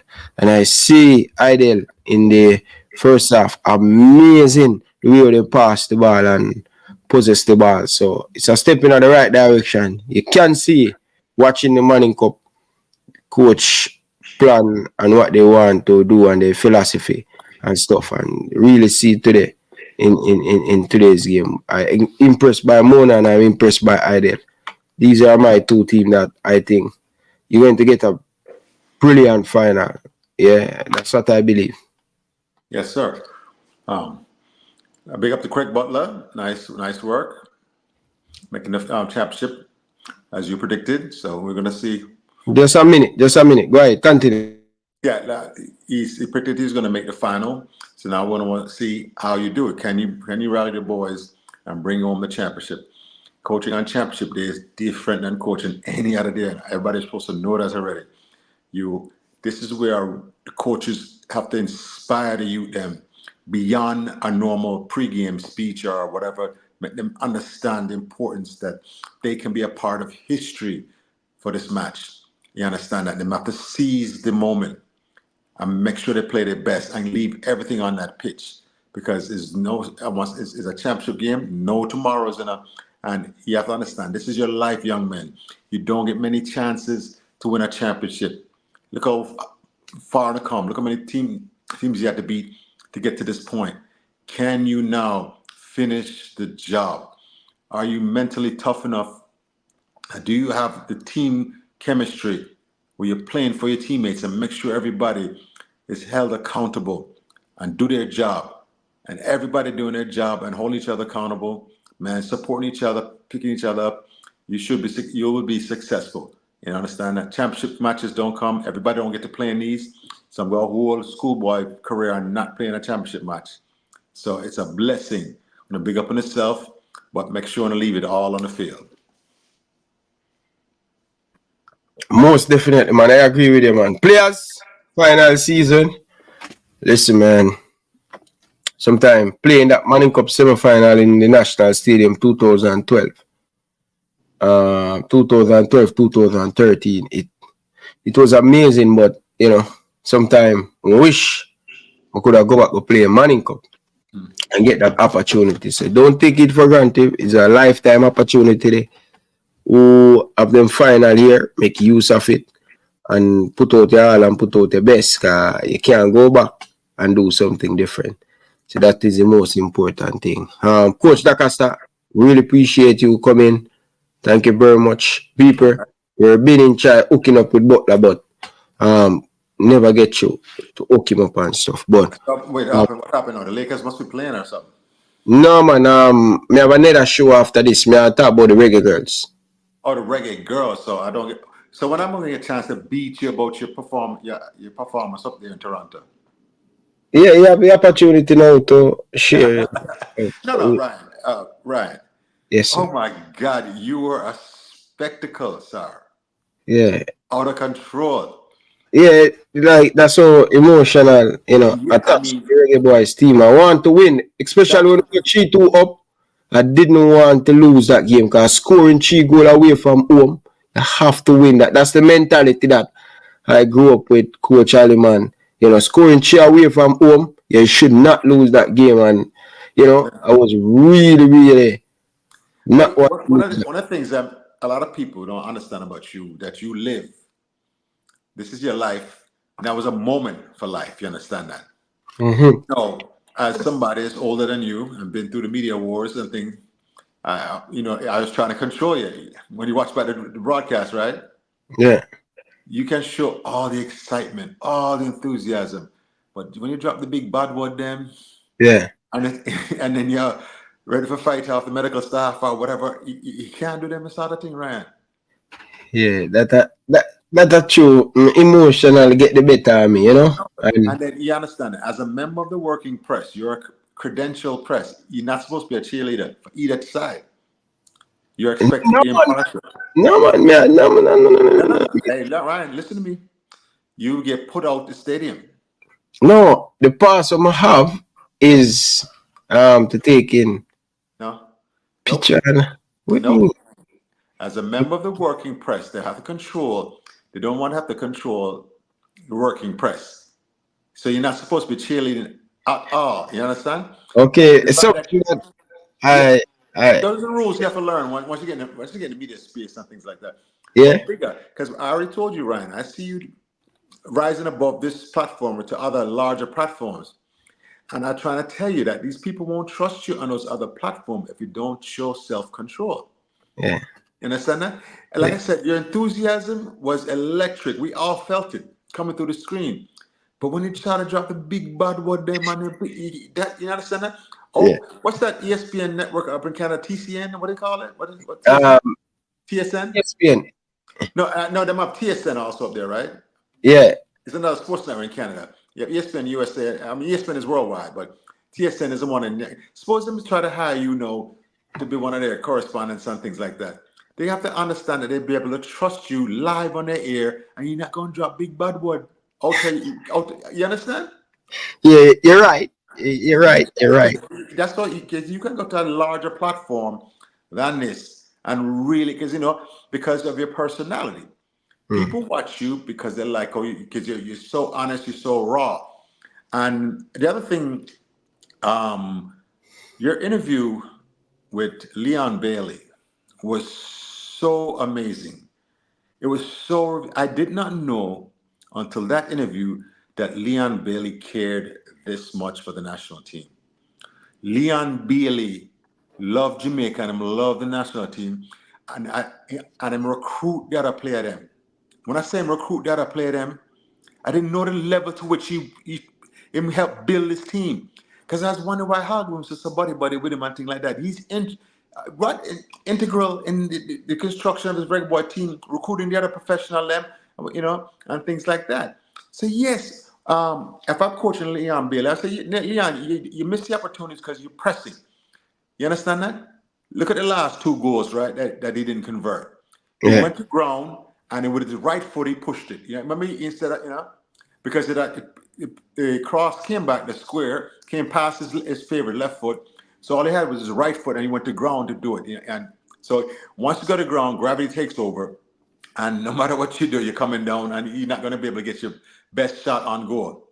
And the other one now, he overhit it, tried to kill it, and then went up top of the and cross. you're right behind the goal. You know what Bailey did in that? Him lean back, lean forward over the ball, and put a lace through the ball. I used to tell my strikers, my players, like, in that sort of situation, let's go 75% more, 75% power and 25% placement. But right there, he went 100% power. You understand? And if you're just a little, he can't score it in that. It's a split second decision, but he's pressing too much because he is the leader of this team. I don't know if you understand. Leon Bailey is the leader of this team. As Leon Bailey goes, so goes the Jamaica national team. I don't know if I understand that. And the passion that he showed and how much him care when doing that interview that I had with him, it really showed me that, man. It really showed me that. He was just pressing too much. And you played with players trying too much to score or trying too much, I always coach them kind of player. Make the game come to you, boss, Turn provider, set everybody else up. Because I always tell you, Ryan, how do you make a good player into a great player? How do a good player become a great player? He makes his teammates better. and That's why LeBron are the greatest basketball player of all time. Yeah, So once again, now Christian, man, based on your opinion and talking about making a player better, LeBron do that. No other basketball player ever do that. As a former high school basketball coach myself, LeBron makes teaching the game easier.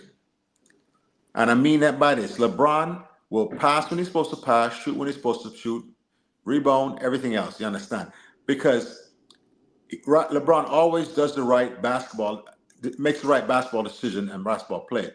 Now, when it comes to the Michael Jordans and the Kobe Bryant and them sort of man, they use their super athleticism to impose their will on them on the game. You understand?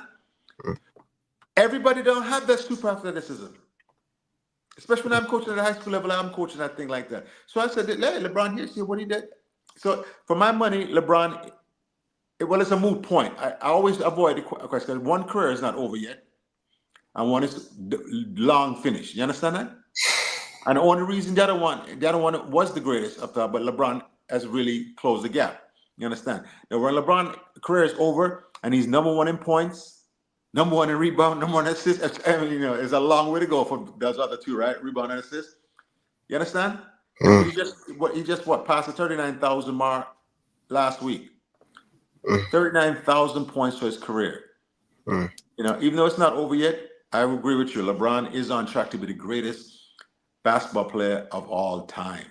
Coach, after me doing that outburst and thing, I come across a video and I never see this person out of character. Right? And this is what football do to you as a journalist, and especially this when you play the football and you play it at a certain level, you see the passion come out. And sometimes it come out of me like that. But listen to this, people. My boy, people. Listen to this.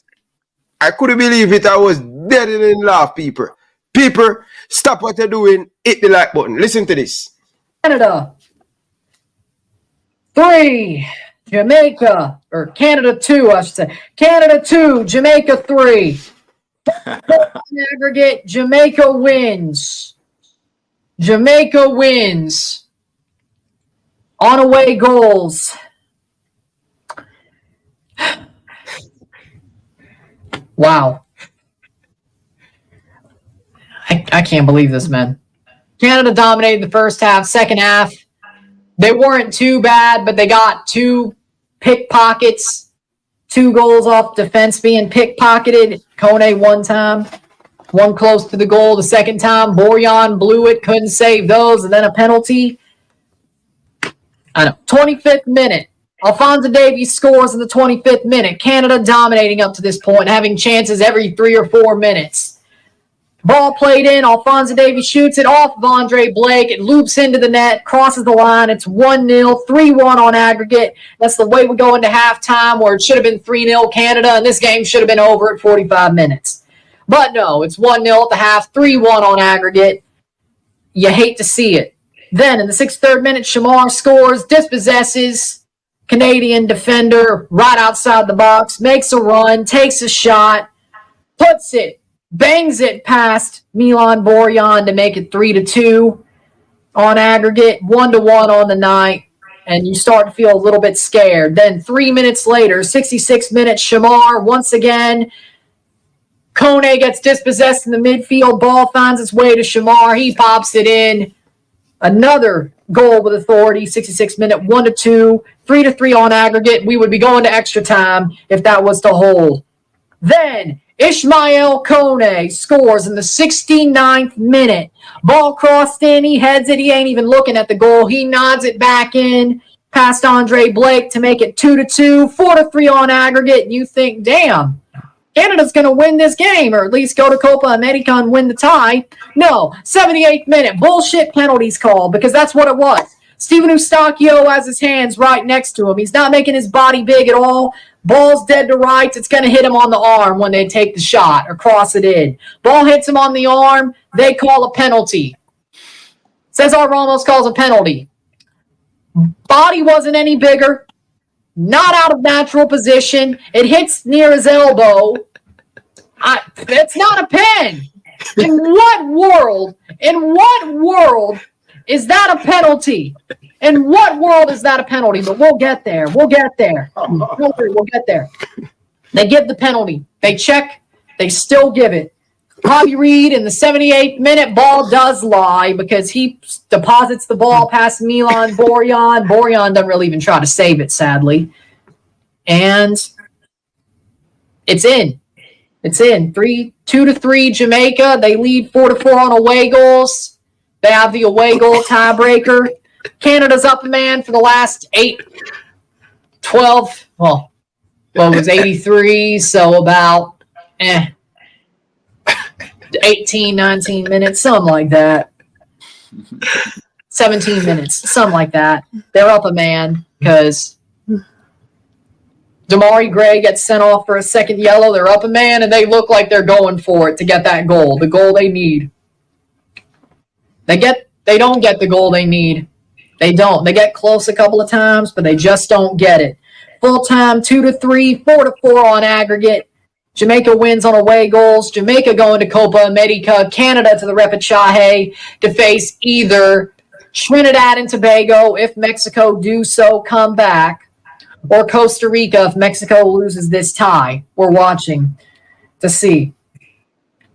But Canada has to play the repechaje in March. They have to win a one-legged tie. Canada they still have a chance to get to the Copa America as a repechaje winner, but they should have won this tie. They should have been in the Nations League finals too. They got screwed over twice in this tie. Twice. 2 of the goals that put Jamaica through were screw jobs. 2. You get that, right? 4-4 on away goals for Jamaica. Stats are as follows. 17 shots to 8, 7 shots on goal to 5, 59% possession to 41% possession, 498 passes to 350, 85% pass accuracy to 77, 4 fouls to 12, 7 offside to 1, 0 yellow cards to 2, 0 red cards to 1, 4 corners to 2. First off, here's the man of the match. It's not Shamar. No, it is Cesar Ramos, the referee. He is the man of the match. He gave Jamaica the win. And you could say, but Shamar scored the 2 goals, and Jamaica dispossessed Canada twice, and Shamar dispossessed him once. He's the man of the match. We don't give that penalty given. We win on aggregate because of the Kone goal. That penalty decided it all. And hell, the red card kind of seemed a little bit like a give-back call. We couldn't make nothing out of it. But that penalty was complete bullshit. Anybody could see. Hands were in the silhouette. Natural position on Eustachio. How the hell is that a handball? And it's his elbow. That was close to not even being in the realm of a handball. Neutrogena Hydro Boost. Fragrance-free. 48-hour hydration. Get the water. Neutrogena. For people with skin. Already again. Tamron understands the need for versatility when it comes to choosing the right lens. Turn off that thing now. Okay, there you go. Penalty. You what, mate? Penalty. You know that's not a penalty. It's not. So Cesar Ramos, I do not care what Shamar did. 2 great goals. He should have scored a header in the first half. I'll admit that. He had a great game. If we went with a player for man of the match, it would be Shamar Boza. It would be him. I will give him that. But he is not the man of the match when Cesar Ramos decided who was going to the Nations League finals in Copa America automatically. He decided. He called a bullshit penalty after Tori Penso called a bullshit goal in the first leg. 2 goals that should have never counted, never happened, or what knocked Canada out. It's facts. This lays at the feet of Tori Penso, too. It is. Because it does. It does. Because she never blew the whistle. She never blew the whistle to restart play on that first Shamar goal in the first leg. No goal, and he was barely offside anyway, in my opinion. No goal. Shouldn't have been a goal either way. No goal. Penalty. Cesar Ramos goes and says, you know what? Penalty. No handball. Are you blind? And where was the VAR? Oh, and Elfath was the VAR. He screwed us over. What the hell, Elfath? He's a good ref. What the hell, man? Now I hate him again. How do you not see that's not a handball? CONCACAF refs are the worst. Pro refs suck. CONCACAF refs suck. They all suck. They all suck in this confederation. Did Rot loss? Well, they couldn't have because it wasn't Mexico. Was there some money left over from Rot loss when they came to BMO? And they just picked that money up and said, we're going to use it for Jamaica? Is that what they did? I don't know. CONCACAF referees legitimately cost Canada. I don't care how carny the federation is, of which it is carny. I don't care if you want to blame. Biello should not be blamed. I'm going to be honest. Mauro Biello should not be blamed for this. Not at all. This is not Mauro Biello's fault. No way in hell. And I can't believe I'm saying that. His subs weren't too bad, even though I was mad he put on Mark Anthony Kay twice, but his subs weren't bad. The players, they fought their asses off. The Canadian players fought their asses off. They got hoed. They got screwed. You should not put a K on the Canadians because they got screwed. How long is this rant? This is bullshit. This is bullshit. Rant, how long is this rant? Canadian, Japanese, English, Italian, from Mississippi, from Alaska, from America. I don't care who the hell you are. You could say that penalty was bullshit. Bullshit. It should have never been a penalty. It was never a handball. Bullshit. Bullshit. So if Ryan LFC was a white man, I do. Because I want to say they earned it, but they didn't fucking earn a thing. And I love Jamaica. I have a soft spot for them. And I hate that I have to go in and make them feel like I don't like them. But I do. I didn't want it to be this way. Cesar Ramos chose to make it this way. It was bullshit. They didn't earn anything. Because the 2 goals Shamar actually scored were not gonna matter if Tori Penso and Cesar Ramos didn't call bullshit. They did not earn a thing. Jamaica did not earn a thing. Nothing. Canada should have won. We were dominant in the first half. Andre Blake, I'll give him the benefit of the doubt. If there's anybody who earned it, it was Andre Blake. He stood in his damn head, as he always does. Because if he didn't, this would not matter. The penalty would not matter. We would have been up 3-0. It wouldn't have mattered. Andre Blake saved Jamaica's ass. If anybody earned it, it was him. Nobody else did, though. Not one other person on that team earned this win. No. It was handed to you by CONCACAF refs. I hope you agree, because if you want to stay salty, go right ahead. I don't give a crap. It's true. How is that a handball? Silhouette. In the silhouette. You have fucking VAR. You have VAR. How do you not see Eustachio's arm damn near right to his side? He's not making his body bigger. He's right on the damn ball. How? Oh my God. I mean, I understand sort of what Tori Penso was thinking in leg 1.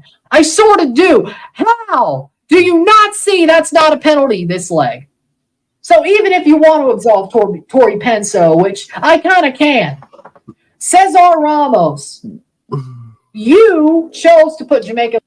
People, check him out, people. My boy Ryan and this people. I share the video to my YouTube community. I don't know how much of you guys watch it, but I think you guys should go and get. What you think about Ryan and this talking about? Well, I mean, you have to understand, when we watch a match and we have our side, you're not watching it, independent. You're biased because So everything is skewed, and you can see how the same play can be viewed differently by two different people, depending on what. That's why you want to have an unbiased a referee and official, because seeing the same play, two people come with two different conclusions. You understand? I mean, the ball lick the man hand into the man hand fling way, on the handling inside the box. You understand? And if his arm wasn't there, right, the ball would have traversed at a certain pace back into the box to a Jamaican person, right, or whatever. That's what they're assuming. You understand? Even though Jamaica still got the ball, he had blown his whistle by then. Because it really became a 50-50 ball after the handling happened. So I agree with referee. As a referee, it was handling. You have to say that was handling. That's why you have to be so careful in that box. You keep them hands down to your side or something. Hand was out. I'm on the hand ball, lick him on the man, hand fling away and fly. That's the pace in which he struck. Anyway, enough of that. Now I wanted to talk about the match itself, right? I think we finished beating you already, right? For your Yeah, man. All right, let me get out back of water because I have some hiccup. have some hiccup. So when Ryan come back, I just want to talk about moving forward and the improvements that have to happen to this national team, including the defensive shape, how we handle attacks into the box, into the area. How do we get to the point where we are organizing our box on the fly, in which some of those goals that, like you see, there's 5 yellow shirts, 5 Jamaican shirts forward of the first post again, and you can't have those kind of pours, on the goal that scored, where Kone scored. It was kind of lucky because he hit him on the back of my head in the net, right? He hit him on the back of his head right here, Ryan, and the ball going and looping in the back of the net.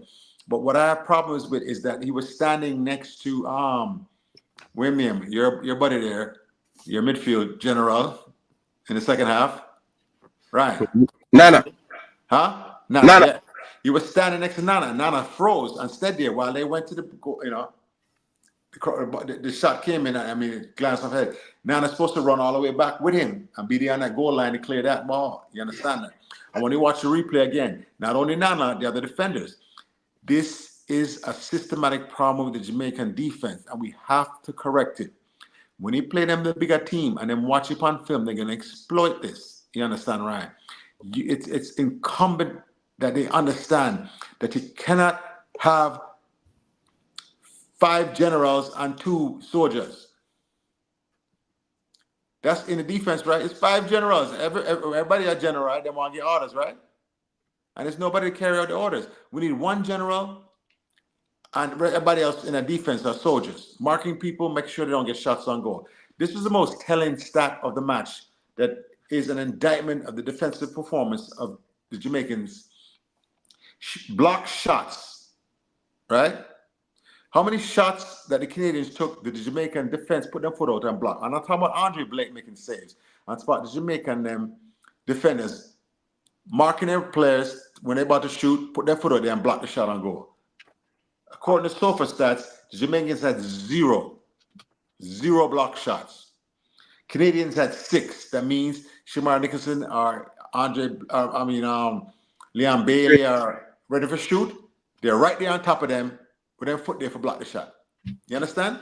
So these are the things that we need to improve on going forward. Yes, improve on, definitely. It shows that they organize their box, they track runners into the box, and they stay with them, run with them, jump with them, and we don't do it. And you don't want to beat your boy, your defense, because they did a great job down a man to kill off that match. They did a fantastic job with that. But the problem is it's the same problems each and every match. Everybody's playing hero ball in defense, and nobody's doing the work. You understand? Yeah. You have to go and mark somebody. I've said this 100 times in this program. People score goals, not spaces. So everybody run to the space and run to the line and stand next to the goalkeeper for the hero of a clear ball offline. No, go and mark somebody. Do your job. Do your job. And your job is not standing there watching. If you want to watch, go buy a ticket and sit in the stands. And that's the one thing I would drill into them, man. I would drill that into them. Ryan, who sees the field best defensively? Which one player sees the field best defensively? Goalkeeper. Goalkeeper, 100% right. And a vocal goalkeeper, wall runner, 10 coming in the box, look out for 11. Hey, somebody get 11. All while he's watching for the square to come in. You understand? Yeah. You have to be able to multitask. Then guess who else is supposed to be doing that? The captain of defense, one of the center back then. Watch out, number 5. Look, 5 is arriving late. Hey, yeah. Now, and the thing about it is, right, but everybody, the most important thing is the communication and passing on defenders and things like that. Instead of having 5 players dealing with the one person about to square the ball, you just have 2 people, the first defender and the second defender. Everybody else is marking somebody. You understand that? If you don't have anybody else to mark, you become that third defender in there, which you are just passing lane, everything passing lane, ready for cut it out and things like that. And we're not seeing that from the Jamaican side. And the statistics show that out. We're not blocking nobody's shot. That means we're not close to nobody shooting the ball. Everybody's standing there free and away. And you see the goal that happened? The first leg? Yeah. Was it a tap in? Remember that one? Yeah, first leg, yeah. And let me keep up on the top of the corner, fix that box, while the man on the back post tapping the ball in. You understand that? So there's nobody there with them. Now, this last goal, Kone score, right? Where they look out the backhand and go in the net, and it bounced, and then it. That was a good score inside the box. Dangerous here. Yeah, but it was luck because he hit the backhand head. He wasn't, it was too far for him, but it catch the backhand head. That's why it had a funny looping bounce the way it did, and hit the thing. But what I was looking at, the 2 red shirts ran to go for the second up for the rebound. The ball eventually went in the net, but you understand, bounced in the net. But only 2 red shirts was going there. 1 yellow shirt was arriving a little late. But that's the thing I said. We stop and we start the ball watch. We don't play the entire play. I drill into my when I coach you have to play the entire play till the ball is cleared or out of touch or whatever. But you cannot stop. Because you know what? You know what I'm gonna beat on that one? Who was the left back? Greg Lee. Greg Lee, right? The initial attack came into the area, right? And the ball was cleared, and it was all along the goal line, going out towards the corner flag. And Greg Lee had a chance to run and get that and shepherd it out, right? But he thought it was going to go out by himself, so he stopped. The Canadian defender sprinted down and collected the ball, and that was the square coming. I want you to go back and watch that. So instead of him being sure, because you tell his players, play the whole play till that ball, because he thought the ball was going out, right? And I always tell him, shepherd the ball out. You sprint over there and you make sure you shepherd the ball. If you go out for a goal kick or you want it for a throw in or whatever you want, just to be able to relieve the pressure of that moment, go on shepherd out. He didn't do that. And Ryan, he said, I wish we could play video replay clips so we can actually illustrate to the people out there what I'm talking about. The breakdown defensively that we see with the Jamaican side consistently. And I know all these men come from different teams and things, but you have to understand that the goal came because our left back did not give 100% effort and go shepherd the ball out, or even win the ball and clear it out and things like that. And it allowed a second square to come in, and next thing you know, we gave up the goal in a match that we were up 2-1. The lack, that's what I have to beat Halgamson for. Congratulate him on the big win, the changes he made. Very good coach, excellent. But that's your job. Do your job. You understand? We know we're not getting rid of Halgamson because he have a 4-year contract, and we know JFF now on the money, so he can't eat that contract. You understand? So we know he's here, so we have to help him improve. And we're not being pretentious because Ryan, the thing I noticed also about after your interviews afterwards, right? You walk by everybody from Halgamson and say, "Hey, Ryan." When they coach at Jamaica National and say, "Hey, Ryan," when you walk by him, you remember that part? Yeah. Hi, Ryan, or whatever he said. I couldn't hear what he said, but I heard Ryan. And then all the players, them, the staff, the equipment manager, them, this and that. Then you go in there, everybody know Ryan F. So that means your program reaches people. They're watching. You are right about one thing. They are watching the program. So we want to give them a constructive criticism. And we all love Jamaica and want to see our national team, because a lot of us understand that some Jamaicans love to live in the moment. No negativity, man. We just beat Canada, man. Big party, man. Yeah, okay, yeah. Enjoy yourself. But you know what? The big picture. When you play Brazil and Argentina and then the man, you have to tighten up. Because that man, they can exploit these are weaknesses. You understand? One of the things, if Jamaica really tightened up as far as defensively and came up with a playing scheme, these Central American teams can't play with us enough. They're physically incapable of playing with us overall. And I include Mexico in that. But the moment we play the sloppy ball and they don't know tight marking and we don't knock the ball and be a possession-based team that attacks in waves, we'll never. You saw that when those goals were scored, we were attacking in waves, right? As soon as they went up in the midfield, we were attacking in waves. That's how we're supposed to start the match off, attacking in waves. Yeah, but I think second half, Coach Al Grimsey take off Latibody here, bring on Hector go centre back, partner with Ethan Pino, Damian Lowe. A lot of people keep on say, hey, we'll find a defensive midfielder. No, Damian Lowe did not play defensive midfield in that second half. Damian Lowe were hunting the ball, closing down people. I see Damian Lowe is more as a number, a box-to-box number 8, right? Yes, so that's the question I have for you. Go ahead, Coach. The question I have for you, who on our roster within the diaspora on whatever team can do that role that was made for that role, more offensive role like that? Who do we have? As it stands right now, we don't have much player, but a particular midfielder is playing in the championship where they're looking for him documents. So who's that? I don't want to call him name. Okay. No, so, everybody's balling Mason Greenwood, right? I mean, you know, whatever, right? But once again, Damian Lowe was able to ignite the engine of Jamaica's offense with just his energy. Win the ball back up win there. The ball. We now press them. Yes. But only win the ball.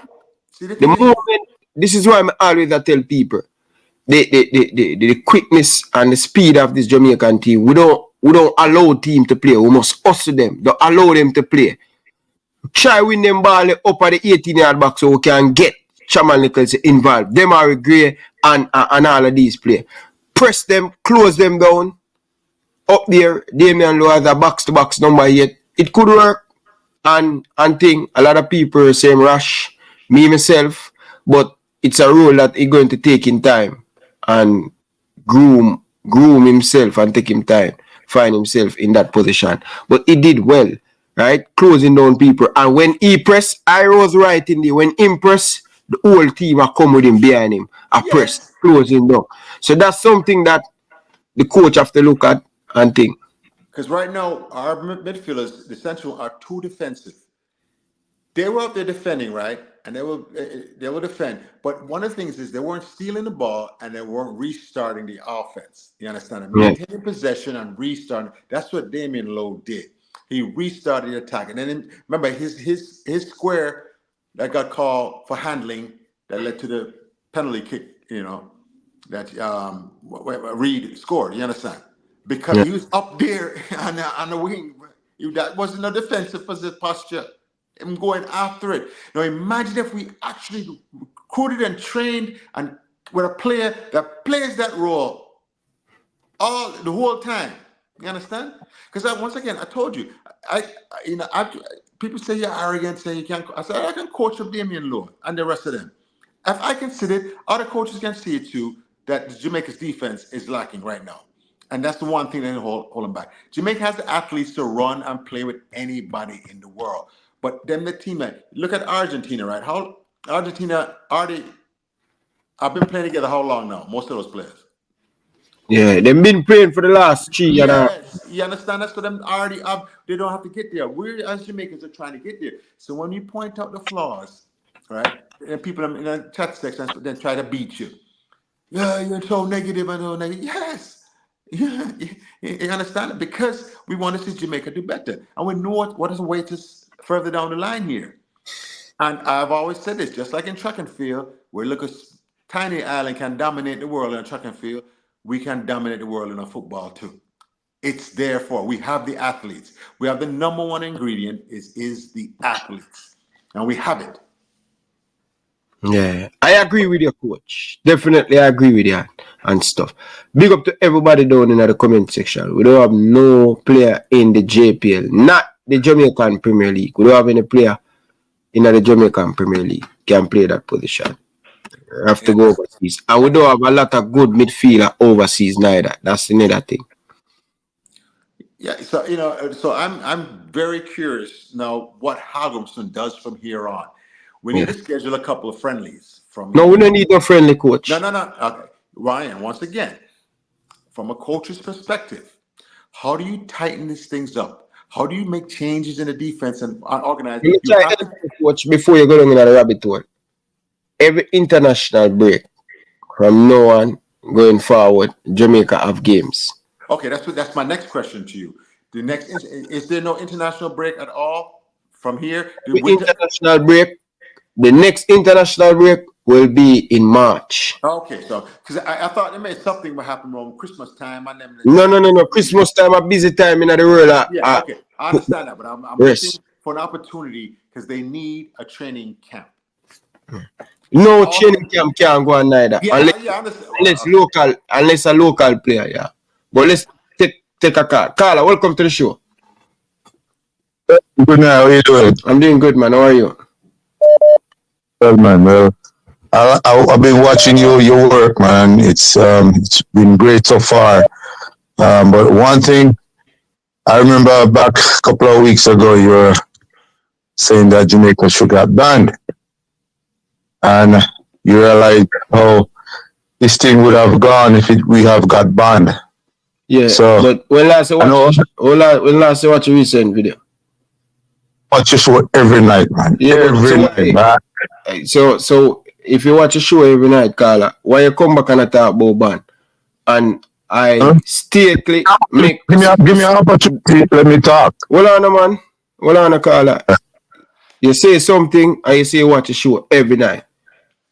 If you did watch a show, you would never come on the show and call me and talk about ban. I particular correct myself, make 3 videos speaking about, alright? I do my research, banning the national team. It would cause a whole heap of chaos. More on the administration ban. So, you never hear that? I may make 3 videos and go in detail and explain to the people. Ryan, I told you, I listened, but you didn't give me an opportunity to finish. I was going to call you, tell you on that you came back and apologize to the nation and correct yourself. You apologize, so why you bring up back that? Then hold on, this is a conversation. Okay. Let me talk. Okay. It's a conversation, let me talk. That's what I'm saying, I'm going to give me an opportunity to finish. Because I am going to say to you, say, great job by correcting yourself. Say, hey, Jamaica should have got banned, but you came back and said, okay, guys, I think I got it wrong. So I was going to congratulate you for coming back to us as a nation and tell you, hey, we did good and blah, blah, blah. But I just want to tell you that sometimes we just have to make things play out and see how it ends up. You know what I mean? But great job what you're doing, man. I've been watching your channel. And with this, we winning good, but a whole heap of thing in the football still. And I come here, I sit down, even if I tell you half of the thing them were happening in Canada, you don't really believe it. Yeah? Well, I understand, and I think there's a lot of things going on there behind the scenes that we still don't need to fix about getting the players them compatible, how them supposed to get compatible. Yeah? And every time, and this is where I try to tell the people them, every time we make progress, the admin going to make us collapse. Every time we go in a major tournament and we hear say we are get a bag of money for going in a major tournament there, the players them get upset. Them okay, them not get the money now. Ask the JFF when last them pay the players them. And when we go in a major tournament, the players them must say, boy, we are here, we not get that, and start roll out and think, we are go up and strike and the thing in the mash up. And let me ask something now. I'm going to brush it on the carpet. I'm going to enjoy the moment, you know. I'm going to wait till later down next week. We discuss about some of them things. God, them things have to stop. It's unbelievable. It's have to stop. You understand? I agree. Yeah, go ahead. No. I got a question for you. Now we make it to the Copa America. I know this is the next level from towards World Cup. Do we get money for qualified? Of course. Okay, do you have a figure on that? No. But I can let you know. I can let you know come by the 8th next month. Well, Copa America is a major tournament held in this Western Hemisphere. And it used to only be South American teams, but now they expanded it since CONCACAF teams have improved so much. You understand? They're able, and it's a money-making thing because remember, TV revenue is the major driver of this. People sitting at home and watching on TV for the advertisement or streaming it and buying or whatever, I think that what drives. So you're talking about millions and millions of US dollars this tournament's going to create. You understand that? Every team that performed, depending on how far you go, you get a slice of that. Also there's gate receipts, and in South America, that all them stadiums gonna sell out, and things like that. Because football mad, especially Brazil, Argentina, and them Colombia, and them place like that. You understand? So it's a major opportunity for major check on. Remember, this is a tournament that falls under FIFA too. You understand? So they're monitoring all this and things like that. So imagine a television rights fee of $100 million. I just thrown out some numbers there, US, right? $100 million US. And each team that get a piece of that, as well as the ticket sales on the gate. So it may be a $200 million tournament that them have to, and Jamaica football will get, if they go far, get a nice slice of that. Anything like $2 million, $5 million is huge for Jamaica. You understand that? So this opportunity for the participant in the Gold Cup. That's why me as a coach wanting to tighten up this defense. I see that's one of the things that's going to keep us back is the lack of cohesion in our defense, lack of communication, and handling runners arriving in the box and then marking people all the way through the whole until the play is over. The entire play is over. Don't stop and don't stop ball watch. Well, that's good to know, Coach. I mean, Go ahead, Carla. Yeah, that's good to know. That's good to know that we're getting some funds for us qualifying, and also funds for Nation League. So. Yeah, man. When you're winning up, everything comes together. It's the problem is the consistency. We need consistent winner. That's why we put the pressure on them. But some of our people are so immature. They think we just beat Jamaica because of you can always praise the good that a team does and players do and coaches do. But when they do, when we see the flaws, we can point them out. And you're not supposed to kill us for pointing out them, calling us negative. No, anybody can see that defense is porous. We need to tighten that thing up there. Everybody for the last since the Gold Cup been saying we need another midfielder. We need something out of the midfield. And then all of a sudden, Damian Lowe give it to us. And the offense comes alive. The counterattack comes alive. And everybody, oh, wow. Yes, this is what we've been calling for the whole time. We need that special midfield talent, all right? Yeah. Great job by Damian Lowe, man. You did good. Oh, yes. Ryan, this question is for you. Yes, sir. All right, so we know we're heading to Texas. I wish I'm going to see you there because I'll be driving over from Florida. Oh, Texas. I will not be there. Okay. Yeah. All right, well, this is our time to shine. So I might have to make a program for you.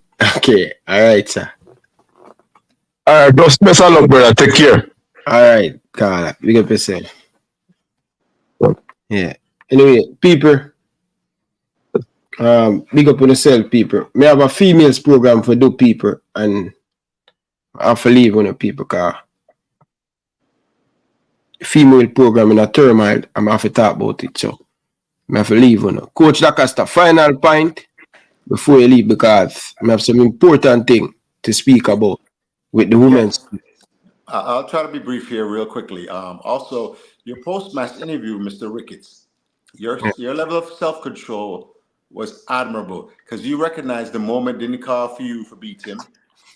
It was Jamaica just had a great success, and you know what? So you know how to comport yourself while the whole nation watching. You understand that? What we normally do, we beat each other up in front of everybody, and you didn't do that. So I commend you on that. That was not the moment. You have to recognize the moment, when to beat them, when to praise them, I want to leave it for another time. Leave that. No, we don't want to deal with that right now. I think because you gotta drape them up over several things, including the Reggae Girl situation right now. And, I know. People think I'm stupid and naive, and people later say if me are going at the press conference and all of them madness there, I'm going there and make people know that I am street. I am street. Yeah. I'm sir. I don't have my documents to fly to the United States. If you want, tell the United States government forgive me it. I would appreciate that. Carla, welcome to the show. Final show before we leave and go talk about the Reggae Girls. Yeah. Go ahead, Carla. Yes, Ryan. Yes, coach. Yeah, man, nice to have me on the program here. I have an amazing program going on in Canada. A lot of people talk about it and show them it. On a big screen in a restaurant, people come in and them watch a program and thing, I love it. I'm like, what's going on? Yeah, man, I'm gonna make sure to tell the people, Jamaica, we'll take it to our next level. So, coach, I just want to ask you a little question there. So, where you think Jamaica doing well? Because you talk about like the defense not doing great. So, what's your opinion on where they're doing good in the team?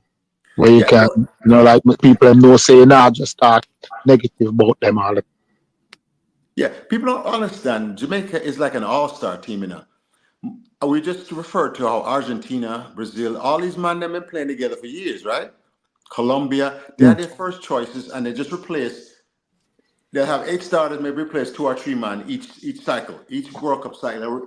Somebody get old or somebody get beat up. They only have to replace 2 or 3, maybe 4, the maximum in each cycle, each year. Hold on. I'm answering your question. Those teams are so much steadier because Jamaica's problem is now everybody's new. Every game we have a different lineup. It's just recently now we started getting some stability. You cannot. These players have to learn how to play. Coach, wait now, boy, you stretch your thing. We just want to know where you see the team are improve and where them are do good. You talk about the defense not doing great, but where on the team that they're doing good. That's what I'm trying to ask, Yeah, I love our wing attack and our forward play the last few games here. Shamar Nicholson, amazing. He's stepped up his game. When he transferred clubs, I don't know if it was him or somebody or another coach get reaching, but I remember before that, Shamar Nicholson would come into a match and have him head down, get the ball, and just turn and go to goal. Not aware of anybody else. All of a sudden, no, when he gets the ball, his head is up. He's aware of Damari Gray, Leon Bailey, or what? You understand that? Hell Antonio. Okay, so coach. Yeah. So, coach, you're saying the front line from the wing coming from both sides of the wing, that's with strength. Yes, right now, that's, like I said, individually, we are better players at some other positions. Ethan Pinnock is probably one of the, if you have to rate players as far as at their position on this team, and you rate a scale from 1 to 10, Pinnock might be an 8, and Bailey might be an 8 or 7, or women. Damari Gray might be an 8. You understand that you have to rate some of these players. Okay. The thing is, the way I mean, it's a Jamaica team right now. Cause I watched the last game. I didn't get Ryan. Sorry about that. I never get to come up in Canada. Cause I know how the restaurant business go already. We have to deal with the thing, a family thing, and we have to deal with the way I see Jamaican team are run. Coach, as you talk about the defense. Where I see the problem coming from is really the midfield. Because if we don't have a midfield, we're going to always have a lot of pressure on the defense. If we don't have a midfield lack that area, the pressure going to always come on the defense. So, me think we love all low player when we put him in the midfield. As we see our Man City player, right? We have a hybrid like Liverpool. Alexander. Local player hybrid, but we have to be able to set up a system like that where that man from the midfield able to cover back in the defense when we set up that attack. All right, caller, what's your name again? That caller, system can work. Caller, what's your name? Car. This is your homework assignment. I want you to go on YouTube, the highlights of the first leg, Canada, Jamaica, and the second leg. And I want you to pause on slow motion when Canada scores those goals. When the squares come in, I want you to count the defenders, see what they're doing when the shot is taken on goal. And you will see the loose marking that going on. Then I want to watch you see Man City and the other and Liverpool and the ones you just mentioned there, and see the same exact situation when a square coming in the box. People are being marked and not allowed to run free, and runners coming free, untracked into the box and things like that. Then you understand what I'm saying. Do that, and then you understand my criticism. Because I tell you, watch it with a coach's eye or a student of the game's eye, not as a fan. If you watch it as a fan, you're not gonna see it like that Canadian guy that was on with the rant. I'm seeing it from a fan's eye. The penalty kick. I'm not impartial. Me have Mr. Butler. Who me that try get caller. So them come in now, Ryan. All right. So deal with the thinker, said them but Mr. Butler big man in the place. So me always like listen to Mr. Butler. Thank you, sir. Appreciate your call and your questions.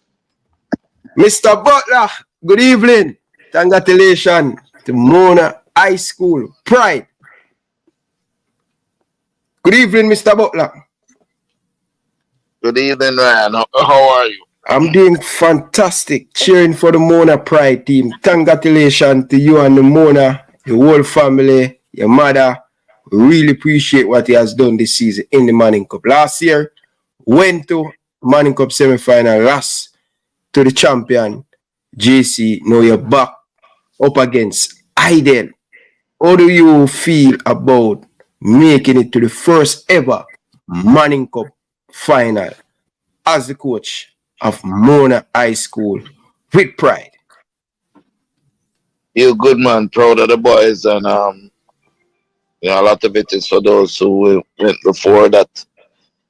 Should have really got a chance to shine their talent as youths, and we want to show from the Manning Cup, playing in the Manning Cup, that the schoolboy football and the developmental football in the country has to change to run at least 8 to 10 months per year like everybody else, so that we continue with the development. But really good feeling from our team, very proud of the team, proud of the staff, proud of the principal, the coaches, the management, Shelley and Casey and Nicola Bicknell and Dan Peralta, Byron Nunes, all of them that went out and did a great job. Matthew Burke, Carlos, Fabian, Budram, all of them that really went out and had a real team effort getting the boys prepared and supporting them. Yeah.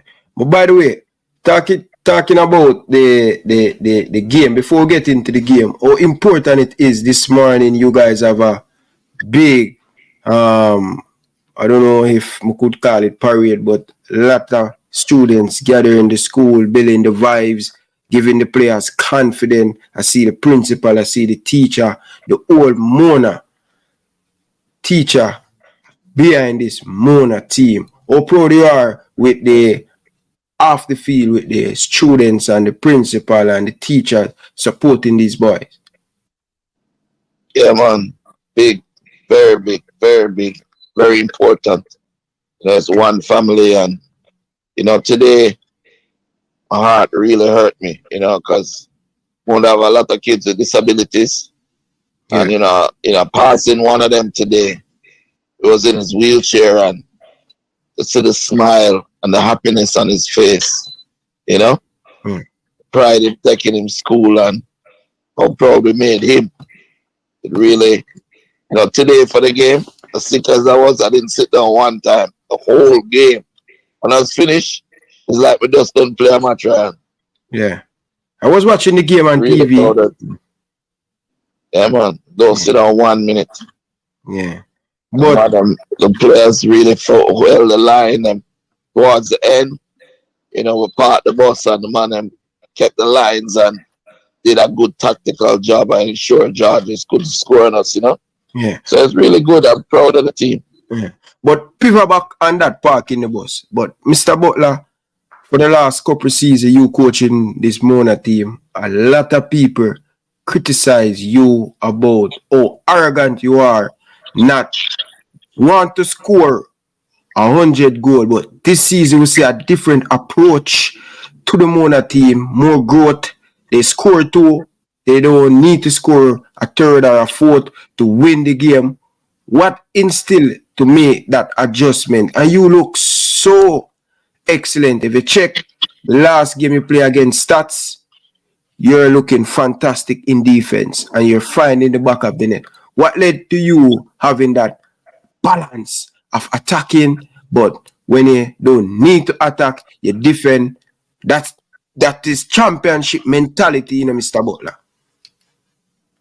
See, timing is everything, and growth and maturity is everything. Remember, we have the same players playing for 3 years now. Remember, Dante Peralta is playing 3 years now, and he's just 17. Denzel McKenzie just turned 17, he's playing 3 years. The whole team. So what has happened is, in the past, we had to seek to outscore our opponents because the players were young and smaller, and it lacked the maturity to defend in a disciplined way. This year, we have, as I said, we have like 6-footers in the back line, all of them. And they're able to defend as a unit, the midfield, the discipline, the team discipline, the unity. It's about, I tell you about systems and systems development and people understanding their roles and all of that. It took 3 years for players to really understand every section of their role and to execute and be able to do it because they're physically strong enough now. So it's not about being arrogant, it's about understanding that, listen, we can employ our attacking system and we can score the goals we need to. At the same time, we can turn around now and lock the shot. Okay. Perfect. And I like that. Even British were talking about the Georges team. Very good Georges team, but they did not create a lot of opportunity against Mona. And they say I have to give Mona credit because the way they defend in the second half was brilliant. Yeah, man. Yeah. My first Money Cup game was on that field at Sabina Park as a player myself. So, and I'm a defender, so I can teach the players how to defend. People don't realize that, that I also know how to defend. So, I guess it's part of the game, and part of the whole development. And just proud of everybody and happy to have been the catalyst of this movement. But Mr. Butler, let us brilliant free kick. My goodness, man. You're telling about us about a number 10 that is doing fantastic and people really seeing him and see what he capability to do to create opportunity, to create chance and all of them stuff there. Mackenzie, very good. Yeah, man, top talent. All of them top talent. When you look at the levels, I mean, Conte, everybody was talking about Dante Peralta, not a good defender. Dante don't get beaten one time today. You understand? Yeah. Overlapping down the wing. It is 2 central defenders and Kuta. Top guys. Mexican, we have a young kid. Yeah, he's just 16. And the man run the whole field, brother. Whole field, that's like a top 6. Hope him can get him Jamaican passport and fucking quick, brother. The youth, good him. Covered a lot of distance inside that midfield. What you mean, brother? If him there on a shirt, brother, the man run the midfield so till it's when the game almost done. The Mexican need a sub. He say, yes, no, man. I said, go there out there. I get a sub. Fight through. And the youth fight all the way through. It gives his all 100% of the time. Our wingers, top, good work. Portion, our holding midfielder, defender. Really, really good player. Just proud of the team, and more power to Georges, Gave us a good fight. They always do. And Bertis is a good coach, And, it's just good then to get, to show his quality again. But quality. But Mr. Butler, what they did in this game, I know you're coming off a defeat against Glenmore. What you did different, tactical, you changed. I realized that they didn't allow the Georges team to play out from the back. You press them and you close the space inside the midfield. Didn't give them why you do different in this game that you get the victory over very good Bertis Bell and St. George's College.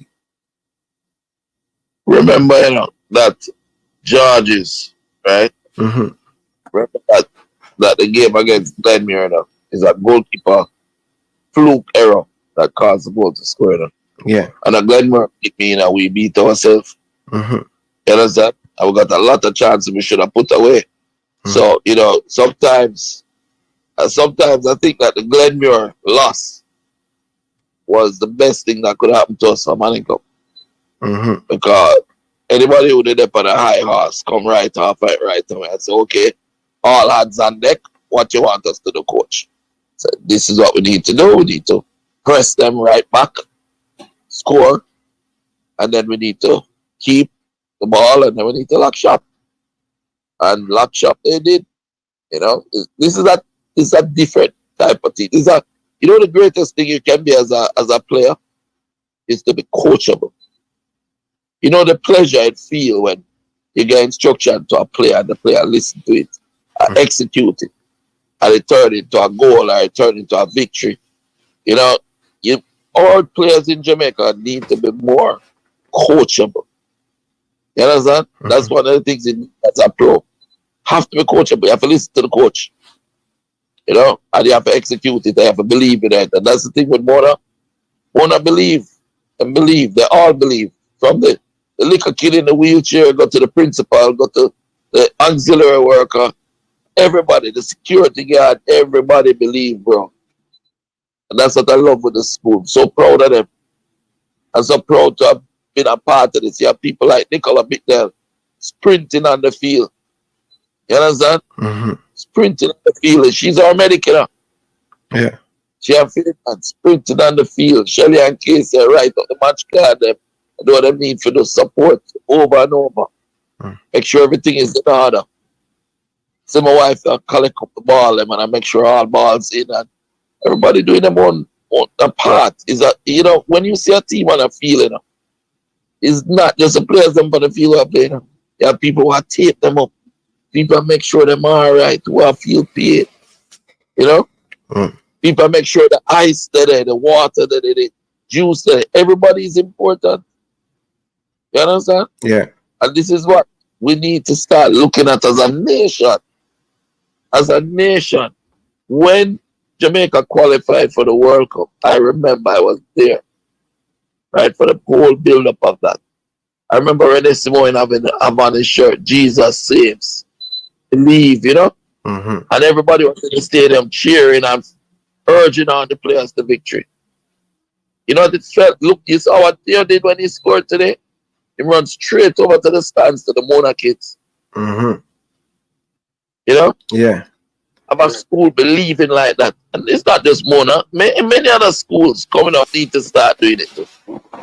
And many other people who can make a difference need to come out of the woodwork and come, as you like to say, come out from under your bed. Mm-hmm. I'm going to help you pass school. True. Because it's the nation you're building when you're doing that. Yeah. You're building the nation. True. For every kid that you help to realize their dreams are to become a better person. Right? Is another person you saved from become a gunman or step on a slab in a mark real quick and fast. You get me? Excellent. Yeah, man. Yeah. So, Mr. Butler, people, hit the like button, stop what you're doing. Make sure you hit that like button and subscribe to the show. Come on, people. Hit the like button and subscribe. We still have 13 of you guys in the comment section. I haven't subscribed yet. Hit that like button. Now, Craig, reaching the Manning Cup final. First time in the history of Mona. In the Manning Cup final now, your opponents is Hydel. Play a very good game against this KC team. They win on penalty, 5-4. What are your thoughts looking at the Hydel team full of talent? I realize the Hydel team don't play for 90 minutes, Mr. Butler. I realize that. I watched them 3 times, and I realize that they don't play to the final whistle. right? So, what are your thoughts on that? Came back well in the game and they played a really, really good second half. They could have won the game. Yep. You know, penalties them lose by, and you know we played Casey and we did well against them, huh? But the truth of it is that you know no matter who you face in the final, whether it be Argentina or Brazil, it don't matter. If you're one and you fight as one, and you go all the way through together, that's what makes a championship team. So I do my best to do what we can do to help the youth them, because it will help them to even go further in their life and get a springboard in their careers. Look at Whisper's supposed to soon gone couple days, right? Everybody are really put in the effort and do them job. You know, so what's the principle how the man happy today, brother? Yeah. Man happy till him can't happy no more. True. And he put in the work. Put in the work. Yeah. I really want you to win this Manning Cup, you know, Mr. Butler. I really want you to win this Manning Cup.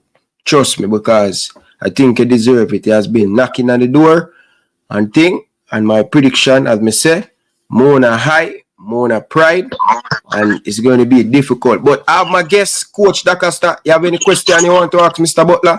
Mr. Butler, good evening, sir. What you say? Yeah, the Coach DaCosta here, yeah. Hey, one of the things I noticed, and people don't understand about coaching, is that you reach certain levels with your players. And after the match, I saw the player them hug you up and just show them appreciation and things like that. Because there's different levels that you achieve with players. Normally, when you're the coach of a team, they respect you and stuff like that, right? But then the second level is they admire you because you teach them something about the game or something about life. But there's a third level, and I think you've reached that with this Mona side. They adore you. And in the same way, when we're old school, so we are the same age. So we back in the day, when John Thompson coached Georgetown and Patrick Ewing and Alonzo Moore and them, they speak so, you know, glowingly about their association with Coach John Thompson and things like that. They reached that level with him and things like that. And just from observation, it looked like you reached that level. How important is that for these players? Talk about those players and their appreciation for you. Dante Peralta, since age 6. Denzel McKenzie, since age 11. Hakeem Bernard, since age 12. Mexican, the central midfielder, since age 8. You see how far I come from? Yeah. And that's all of them, you know.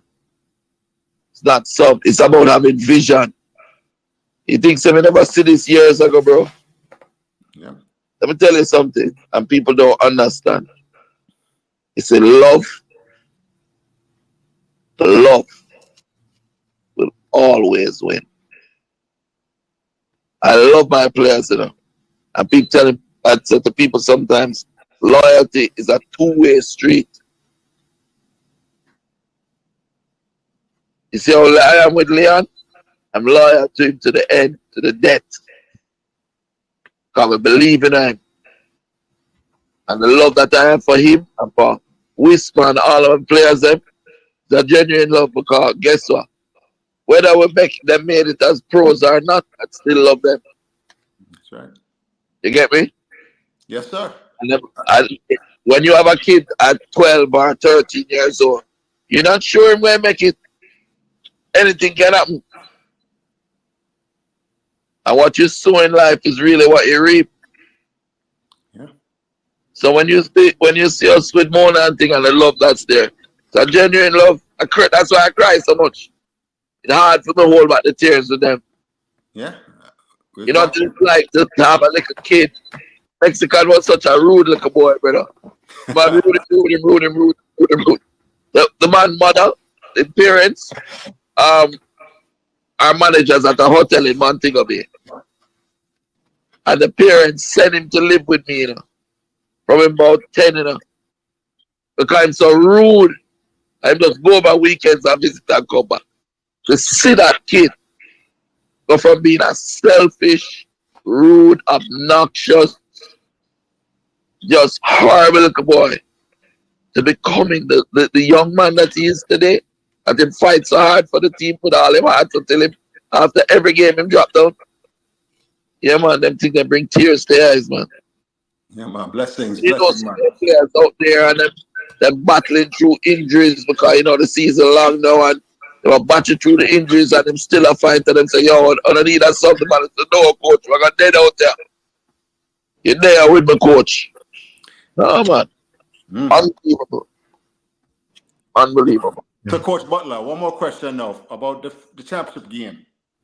You coming to play football or are you going to war? Where? What? About what? I didn't. Because, you know, sometimes when both teams make it a game of skill and tactics, it's very nice, exciting football. Repeat what he said first. He never hear what he said first. Oh, are you prepared for football, a game of skill and tactics for the championship match? Are you ready for war? Where It's not the greatest. You know the greatest way to win a war, my friend? Not fight it. Exactly. So the way that you win wars, sometimes I have to go to battle.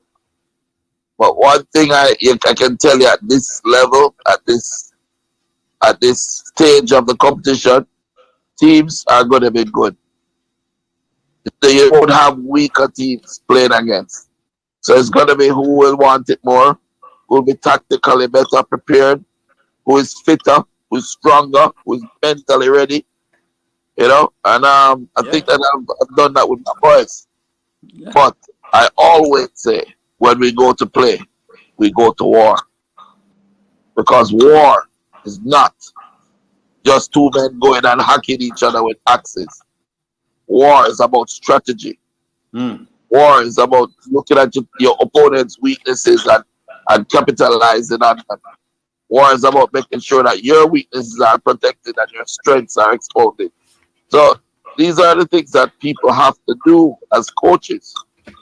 The problem with a lot of our coaches in Jamaica is that they, instead of trying to learn, you know, they just think that they know everything. I can tell you, I constantly am learning every day. Yeah, I want to learn more and more and more. Yeah, Coach, one of the things I learned, Coach, the day stop learning is the day dead. As a coach, the day you stop learning and adapting, you know, is the day that you stop growing, and that's when you're dead as a coach. Okay, go ahead. Go ahead, no, Daka. So, because I learned that early in my coaching career, right? During the regular season, when I was coaching high school ball, we boxed this team around, beat them like 4-0 or something, right?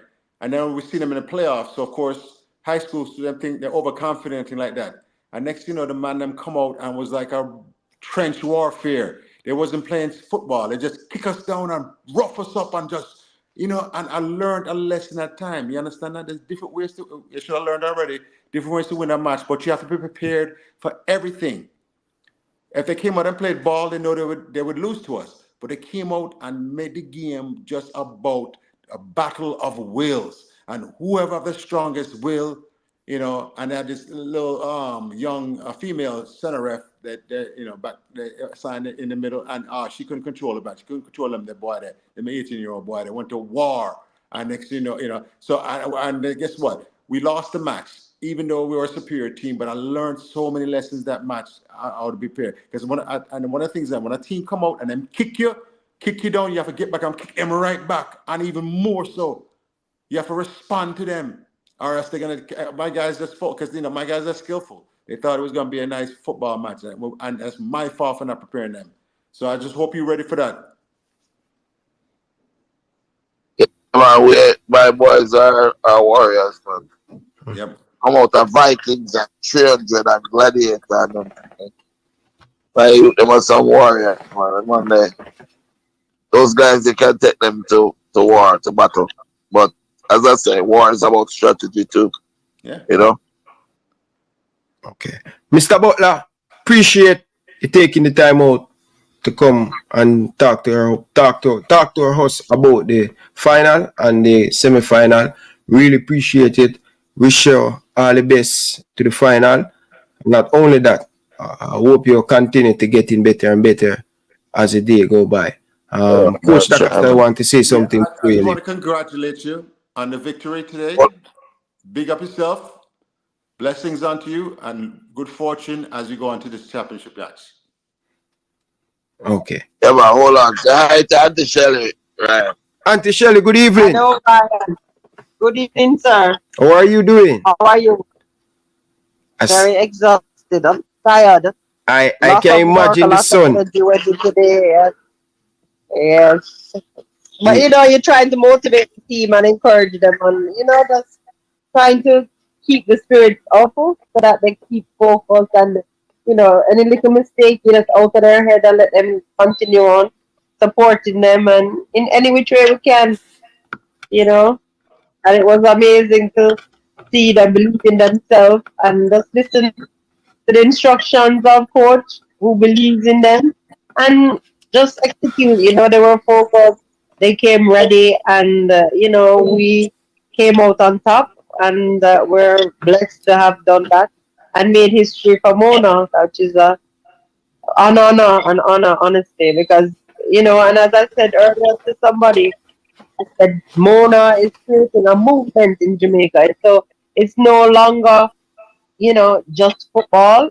Everybody is seeing that the system of football can work, and believing in yourself can make you go even further.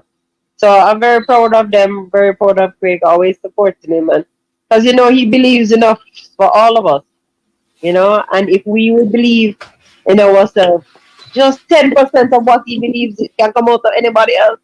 Boy, there'll be winners all the time. Very proud of them, very proud of the principal, the support we got from the school, and Craig and his, coaches, Dane and Carlos, Mikey, Fabian, Anthony Nicola, of course, because, we're doing it out of a place of love and to help them to advance themselves in life, not only in football. And Falcao. Oh, Falcao. Yes, Falcao. But, it's lessons that can be learned in not only football, but in many aspects of their life, So it's a great speaker for the boys, for themselves, So I'm proud of them. I'm happy. Yeah. Auntie Shelley, continue to doing a great job. I hope you guys can bring them the trophy. I'm really happy because you guys doing a fantastic job over Mona. And I would love for you guys to win it. I swear to God, man. Yeah. But final say before we take off. It could be Just you. love everybody and take care. Okay. All right. Love everybody and take care. Support Mona. Just support the boys. Just fill up the stadium. I did read a comment in one of the Instagram posts that people said it's not going to make any money because Mona and Hydel are playing. And that's very sad because, because we're so accustomed to the norm of the AC and the KC and and they have such a great alumni community or boys that support them. I believe wholeheartedly. And, we need to do this for all the boys, for all. You know what I say? You say every Mona past student, wherever on there, under whichever rock on there, and come out and support the youth them. Shensi and the whole honor. Come out and support Mona with pride. Yeah, come out and support them, man. Yeah, fill up that stadium and make a show. It's not just KC and JC can pull a crowd. Because all of us come and support. JC man them come, KC man them come, everybody come and support. Yeah? When is the final? December 8th. December 8th. Okay. All right. Yeah, man. All right. All right. One love. Yes, Mr. Butler. All right, people. That's Craig Butler going ahead in the Manning Cup final. The date, save the date, December 8th, 2023. All right, people.